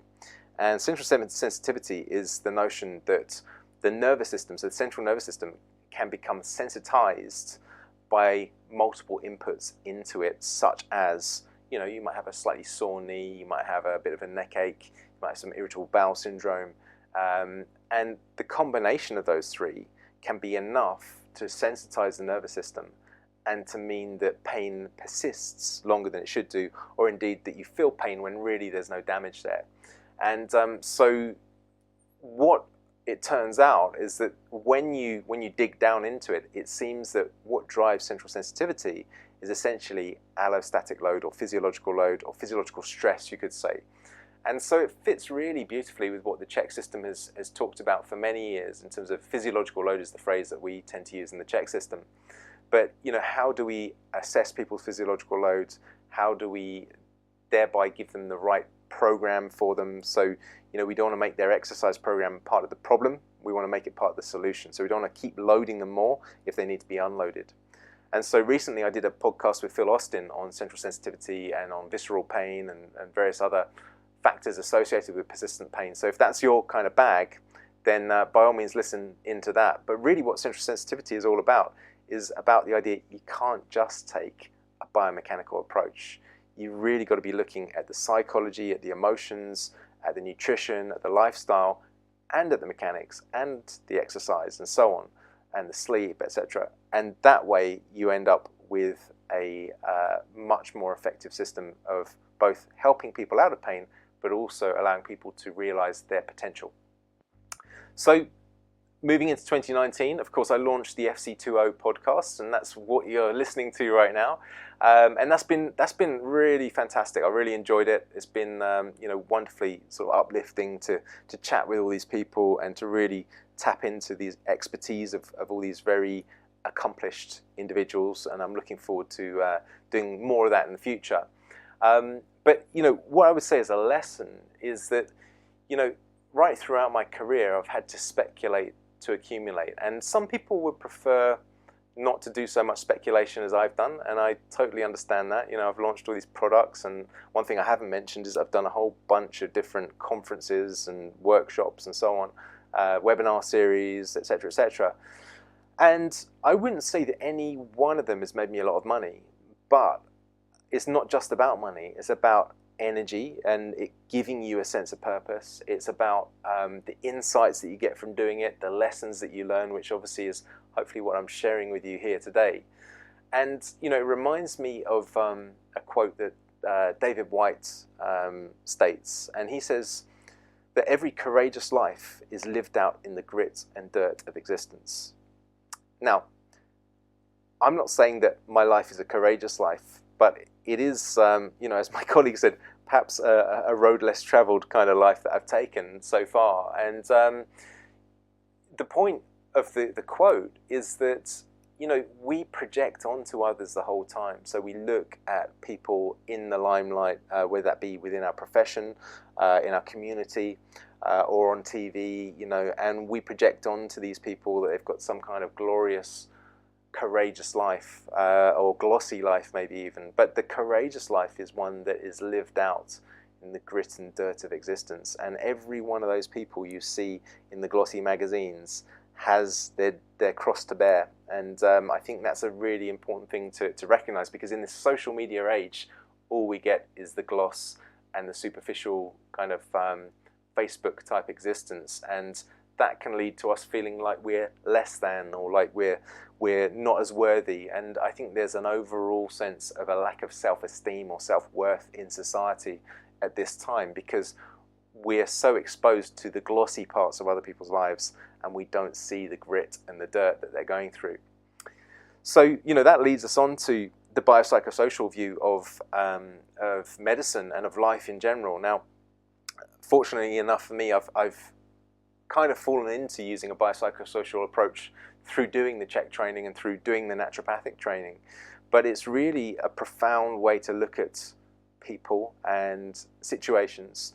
And you might add to the biopsychosocial approach that you would have spiritual tagged onto the end there as well. So a biopsychosocial spiritual approach. And the reason I say that is that it sounds contentious, but the reality is that most people have a spiritual leaning, particularly when they're under stress. So, when they're existentially challenged. So if they were given a diagnosis that they may not live for very long, most people find spirituality at that point, if they haven't already. And every culture has a spiritual belief system or spiritual practice. And indeed, many of the different things that we do on a day-to-day basis are forms of spiritual practice, from eating to singing to dancing to playing sports. If you listen to Rupert Sheldrake's recent book, I'm just trying to remember what it's called, but I think it's called Science and Spiritual Practice, something like that. He very much elucidates on this and points out that we are all using various everyday activities for spiritual practice. So it's actually, his book's called Ways to Go Beyond and Why They Work. His previous book was Science and Spiritual Practice. But so, the interesting thing about this is that if you have a spiritual practice, then what that tends to go hand in hand with is identifying a purpose to life. And the research that I did on central sensitization and central sensitivity is that if you do not have purpose, then it increases the stress on the system. And so there's this research study which tracked a whole bunch of people. I think it was a couple of hundred, maybe several hundred people. I have to get the figures for it. But they tracked them across 10 years, and they assessed them at the beginning to see who had purpose and who did not, who felt they had life purpose. And then they also took a bunch of different physiological measures to look at the amount of physiological stress on them. And they reassessed at the end of 10 years, and those with purpose had a statistically significant lower level of physiological stress or allostatic load on them at the 10-year mark. So purpose itself is very important for us for our optimal health. So, one of the challenges in a scientific, materialistic culture, which is exactly what we're inhabiting at the moment, is that matter or materials do not have inherent purpose. And so the scientific materialist view of the world is that life is purposeless and that it's all happened by chance. Evolution is a chance, almost a mistake, you could say. It's just an accident that we happen to be here. So it really makes life devoid of purpose. And so, this reminds me of a quote from Gandhi, who, when he first set foot in London, he was asked by a reporter, I think it was London, it might have been in New York, but it was in one of the major kind of Western metropolises. And the reporter said to him, Gandhi, what do you think of Western civilization? And he stopped for a moment and he looked to the reporter and he said, I think it would be a great idea. And I think that really encapsulates one of the big issues that we're facing at the moment, and something that we can actively engage in to move beyond that level of scientific materialism. And if you want to see what that looks like, the last podcast I did with Monica Gagliano, I've actually, in the show notes there, I've actually got Ken Wilber's different levels of consciousness, and you'll see that scientific materialism isn't at the top of the levels of consciousness.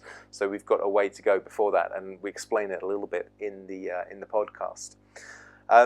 So another quote from Krishnamurti, which really resonates here as well, is that it is no measure of health to be well adjusted to a profoundly sick society.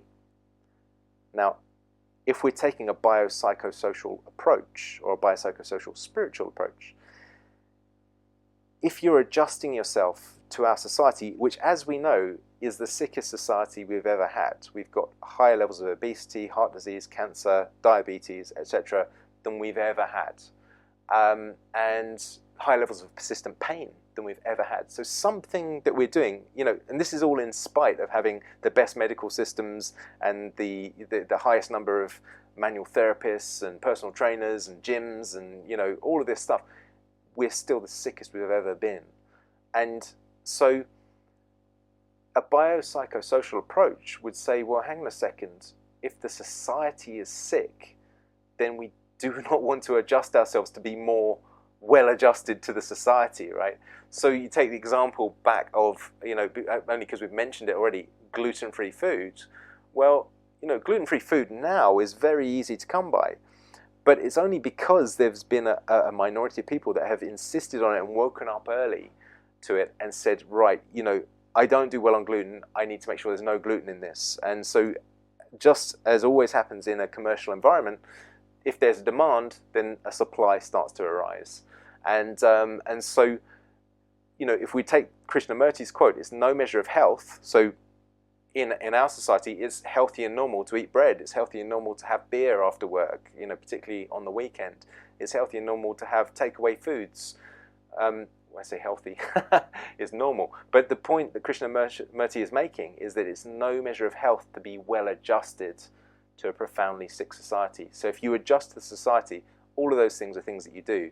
And if you don't do well on those foods, and of course some people do fine on those foods, I'm not anti-gluten or anything, then you're going to end up with an issue. And this is what happened with the footballer at Chelsea. He wasn't well adjusted to the food, and yet he was trying to adjust to society and to the culture that he was in at the club, and ultimately it made him sick. So what advice can I offer you? Well, I would say that, you know, one of the important things in your career and in your life in general is to have some variety. You know, don't be a one-trick pony. Variety is, as we all know, the spice of life, but it also gives you other options. Now, of course, you can spread yourself too thin, but if I didn't have that variety when the Vibram Five Fingers business went down, I think it would have been more calamitous for me than it turned out in the end.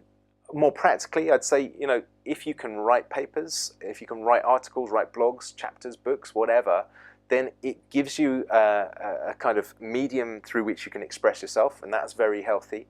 But also, it allows you to put your truth out there. And by putting your truth out there, as I did on that Facebook post, you get corrected. So your truth, you can never be 100% accurate with your own truth. You can only speak your own truth, and other people's truths will come back in and correct you. And so I think that's really helpful. If you can work with people that have deadlines, then what I've always thought is that if I didn't write for the Journal of Bodywork, I'd be a lot lazier than I am. I can sometimes read 20 papers in the morning when I'm writing a paper for the Journal of Bodywork and Movement Therapies, because I have to do it. I've got a deadline. I've got to get through these papers, and each paper leads on to another paper you need to read. And you know, you go through them, and by the end of it, you become quite specialized in that topic area. So I would say that's a really good strategy for anyone that wants to develop themselves and to keep themselves honest, as it were. Speaking does exactly the same thing as does teaching. You know, it gets you out there. It gets you, again, speaking your truth. And that allows you to learn more from others. It allows you to formulate ideas and to essentially align your ideas in formation, as it were, and then you can put them out to your audience. Now, another aspect is, potentially providing products. If you are someone who already provides products, we've talked about that a little bit, but I think many people listening, they are in the service industry, so they are healthcare professionals or fitness professionals, and so our service is our product. And I think it's useful to remember, it struck me on many occasions that, of course, in Christian ideology, one of the phrases that you'll hear is that patience is a virtue. And you could say that patience is a virtue, and I'm being patient, and hopefully at some point through this career of jumping all around the place, trying different things, speculation, then something will return back, and you end up with what feels like a fair exchange of energy. But like I say, it's not all about the money. It's about also all of the other nutrition you get from these experiences. But the other thing on that phrase, patience is a virtue, is that it's often struck me that patience are a virtue. So if you just switch the CE of patience for a TS and you say are a virtue, then I think that's a really important thing to remember. It's very easy when you're running a business to think patients or clients, they start to become numbers on a spreadsheet, because to run a business, you need a spreadsheet. You need to be looking at the figures. Can I afford to pay the rent this month? Can I afford to pay my staff? Can I afford to advertise? Can I afford the mortgage? So on and so forth. And so it becomes logistical, it becomes objective, and so you start to objectify your patients or your clients. But just to hold that thought, that they are a virtue and they aren't objects, but they are subjects. They are humans, that's the object, but they are also beings, and that's the subject. And you are there to be with them and to support them. And so I guess this leads me into the concept of different models of healthcare. Now, for a while, really since getting involved in the Czech approach, what I've come to recognize is that our model of healthcare in the West is, to my mind, woefully inadequate. And I wrote a paper called "But We're Infinitely More Complex Than the Car" in 2015, and also did a webinar on that topic as well, which you can see on the Vimeo page that I have. But it's a bit of an unusual title, and the reason that it's a bit unusual is that obviously entering into discussions with various colleagues over the years, they will commonly say to me, "Well, Matt, how come you work with people for 4 days in a row? I could never do that. I wouldn't know what to do. The patients wouldn't want to come for 4 days. They wouldn't pay for me for 4 days. It's a ridiculous model. How can you think that that's the right way to go about things?" So I would often say to them, "Well, how long do you spend with your patients?" And they would say, "Well, 30 minutes is the standard answer for an osteopath." And I would say, "Well, if you went to a garage and said to them, 'Look, I need my car serviced,' and they said to you, 'Okay, well, that would be 30 minutes and it would be £40. What would you say? Would you take your car there?" Almost certainly you wouldn't.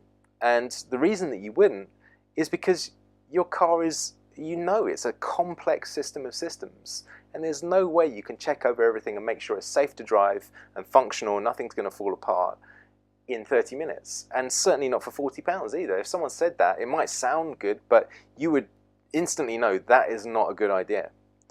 But we're infinitely more complex than the car. And so how can we have the audacity to think that in 30 minutes we could actually help someone or something as complex as a human being? And so that's why I do spend the time to work with clients for 2, 3, 4 days at a time. And of course, it's not for everyone. It's quite a high-end way of working, and people have to be serious about their health. But this is another example of most of society would not do that. They would not come and see someone for 4 days because they're living in a scientific materialist society. So they value matter and material possessions more than they do themselves. And that's why they will spend hundreds, if not thousands of pounds to get their car serviced, and they'll be without their car for a minimum of a day, possibly 2, sometimes a week. But they accept it because they know they value their car, yet they don't value their bodies nearly as much. And so that's just a reflection of the society and the level of consciousness that we're at. That doesn't mean that we shouldn't strive for higher levels of consciousness and to make changes in society. So, so another bit of advice I'd offer is that, if you're anything like me, and hopefully you're not, because no one would want to be like me, as Elon Musk famously said, then it's easy to get inspired. And I'm very easily inspired by people that have, good ideas and great insights and are well-read and they speak well and deliver information well. I can get easily inspired. I get inspired by my own thoughts, by my own ideas, my own creations. And I think most people are the same. I think when you find something you're passionate about, then inspiration comes easily. But what I would say is that life is a balance between inspiration and expiration. And so the inspiration is the impetus, it's the drive to do something. But the expiration is the actual execution. And it's funny that when something expires, it dies, right? It's done. So it's the execution. And, so if you're looking at it from a project perspective, it's very important that when you're inspired to do something, that you don't just start and get halfway through and leave it. I've been a classic person for doing that a lot. That said, I've also got a lot done, and so I have had the expiration as well. But I would say on balance that I have had a kind of mental asthma where at the mental level at least, I can breathe in, I can inspire, I get inspired, but I struggle to breathe out again. And so, we need to have inspiration and expiration in balance, because that is respiration, right? We know that inspiration and expiration is respiration, which literally means the re-breathing of life or the re-spiriting of life. And respiration is, of course, what is required for life. So we need to get that balance right, not just in physiological terms, but also in sort of mental, emotional, spiritual terms as well. So one further thing that I would recommend is I think it's really useful for you to develop your own living philosophy, which is essentially a form of spirituality. And one definition of spirituality, which is Paul Chek's definition, or one of his definitions that he uses, is that spirituality is taking responsibility for your actions moment to moment. And in that way, I would say that absolutely, responsibility, taking responsibility, is literally having the ability to respond. And I mentioned this in the podcast with Sherry Tenpenny, the second one, where we're talking about vaccinations. And so I'm saying that if you don't vaccinate your children, then you need to take responsibility for that, which means you literally need to be able to respond if there's an issue, if it looks like they're coming down with a serious condition. If you choose to vaccinate your children, exactly the same. Some children do react to vaccinations, we know that. So you need to have the ability to respond. You don't just go blindly into these things. You need to read around it and take responsibility. One of my favorite definitions that I really feel fits with my life philosophy is that to live a spiritual life, or if there's purpose in us being here, which is what spirituality really relates to, then surely that purpose has to be for us to realize our potential. And so that's what I've always wanted to do with my clients is, it's not about getting them out of pain. I mean, that's obviously a great goal, but I really want to help them to realize their potential. And what I want to do while I'm here is to realize my potential. And so my advice to you is to find what it is in your life that will allow you to realize your potential. And, that means not sitting on the fence, because that's the potential, right? You have to go one direction or the other. And when you go one direction or the other, then what happens is you get redirected. Either you're on the right track and it leads down the right path and you do really well, you feel fulfilled, or you get redirected. And you can see I've had several redirections on my path, but in general, my path has been heading to the same destination, which is to help people to realize their potential. So, I've mentioned what goes around comes around. That's another little bit of advice. I don't think anyone really needs that advice, because we all know that. We have an innate sense that that's the case. But I wouldn't ever play games in that way. I think that is opening yourself to all kinds of stress and distress and challenges. So that's a fairly obvious one. And then really to speak your truth. So, as I've alluded to several times, when you speak your truth, as Jordan Peterson says, so the word or the logos is the truth, then that means that you put your ideas out there and they will be adapted and adjusted by others that are listening to you. And in that way, of course, linking back into evolution, then the whole thing about evolution is to have flexibility and adaptability. It's your ability to adapt to your environment, which allows you to survive it. Now, that doesn't mean that you shouldn't try and change the environment. So like with the gluten example earlier, you could say, well, there's just gluten available, so I need to try and adapt to that environment. Well, no, we've got other options. We could stop eating gluten, and we could ask people, is there gluten in this? And we could ask, do you sell gluten-free bread? Do you sell gluten-free this, gluten-free that? And as you do that, you start to see people's behaviors changing. And certainly that's what I've witnessed over the last 20 years. Of course, you've got to do what is right for you. And, what I mean by that is that, of course, I've taken one path and, you're taking another path, and everyone's got their own path. But so long as it feels like you're doing what is right for you, then you can't really go wrong. And it might sound a bit obvious, but I'm gonna use a couple of quotes to illustrate.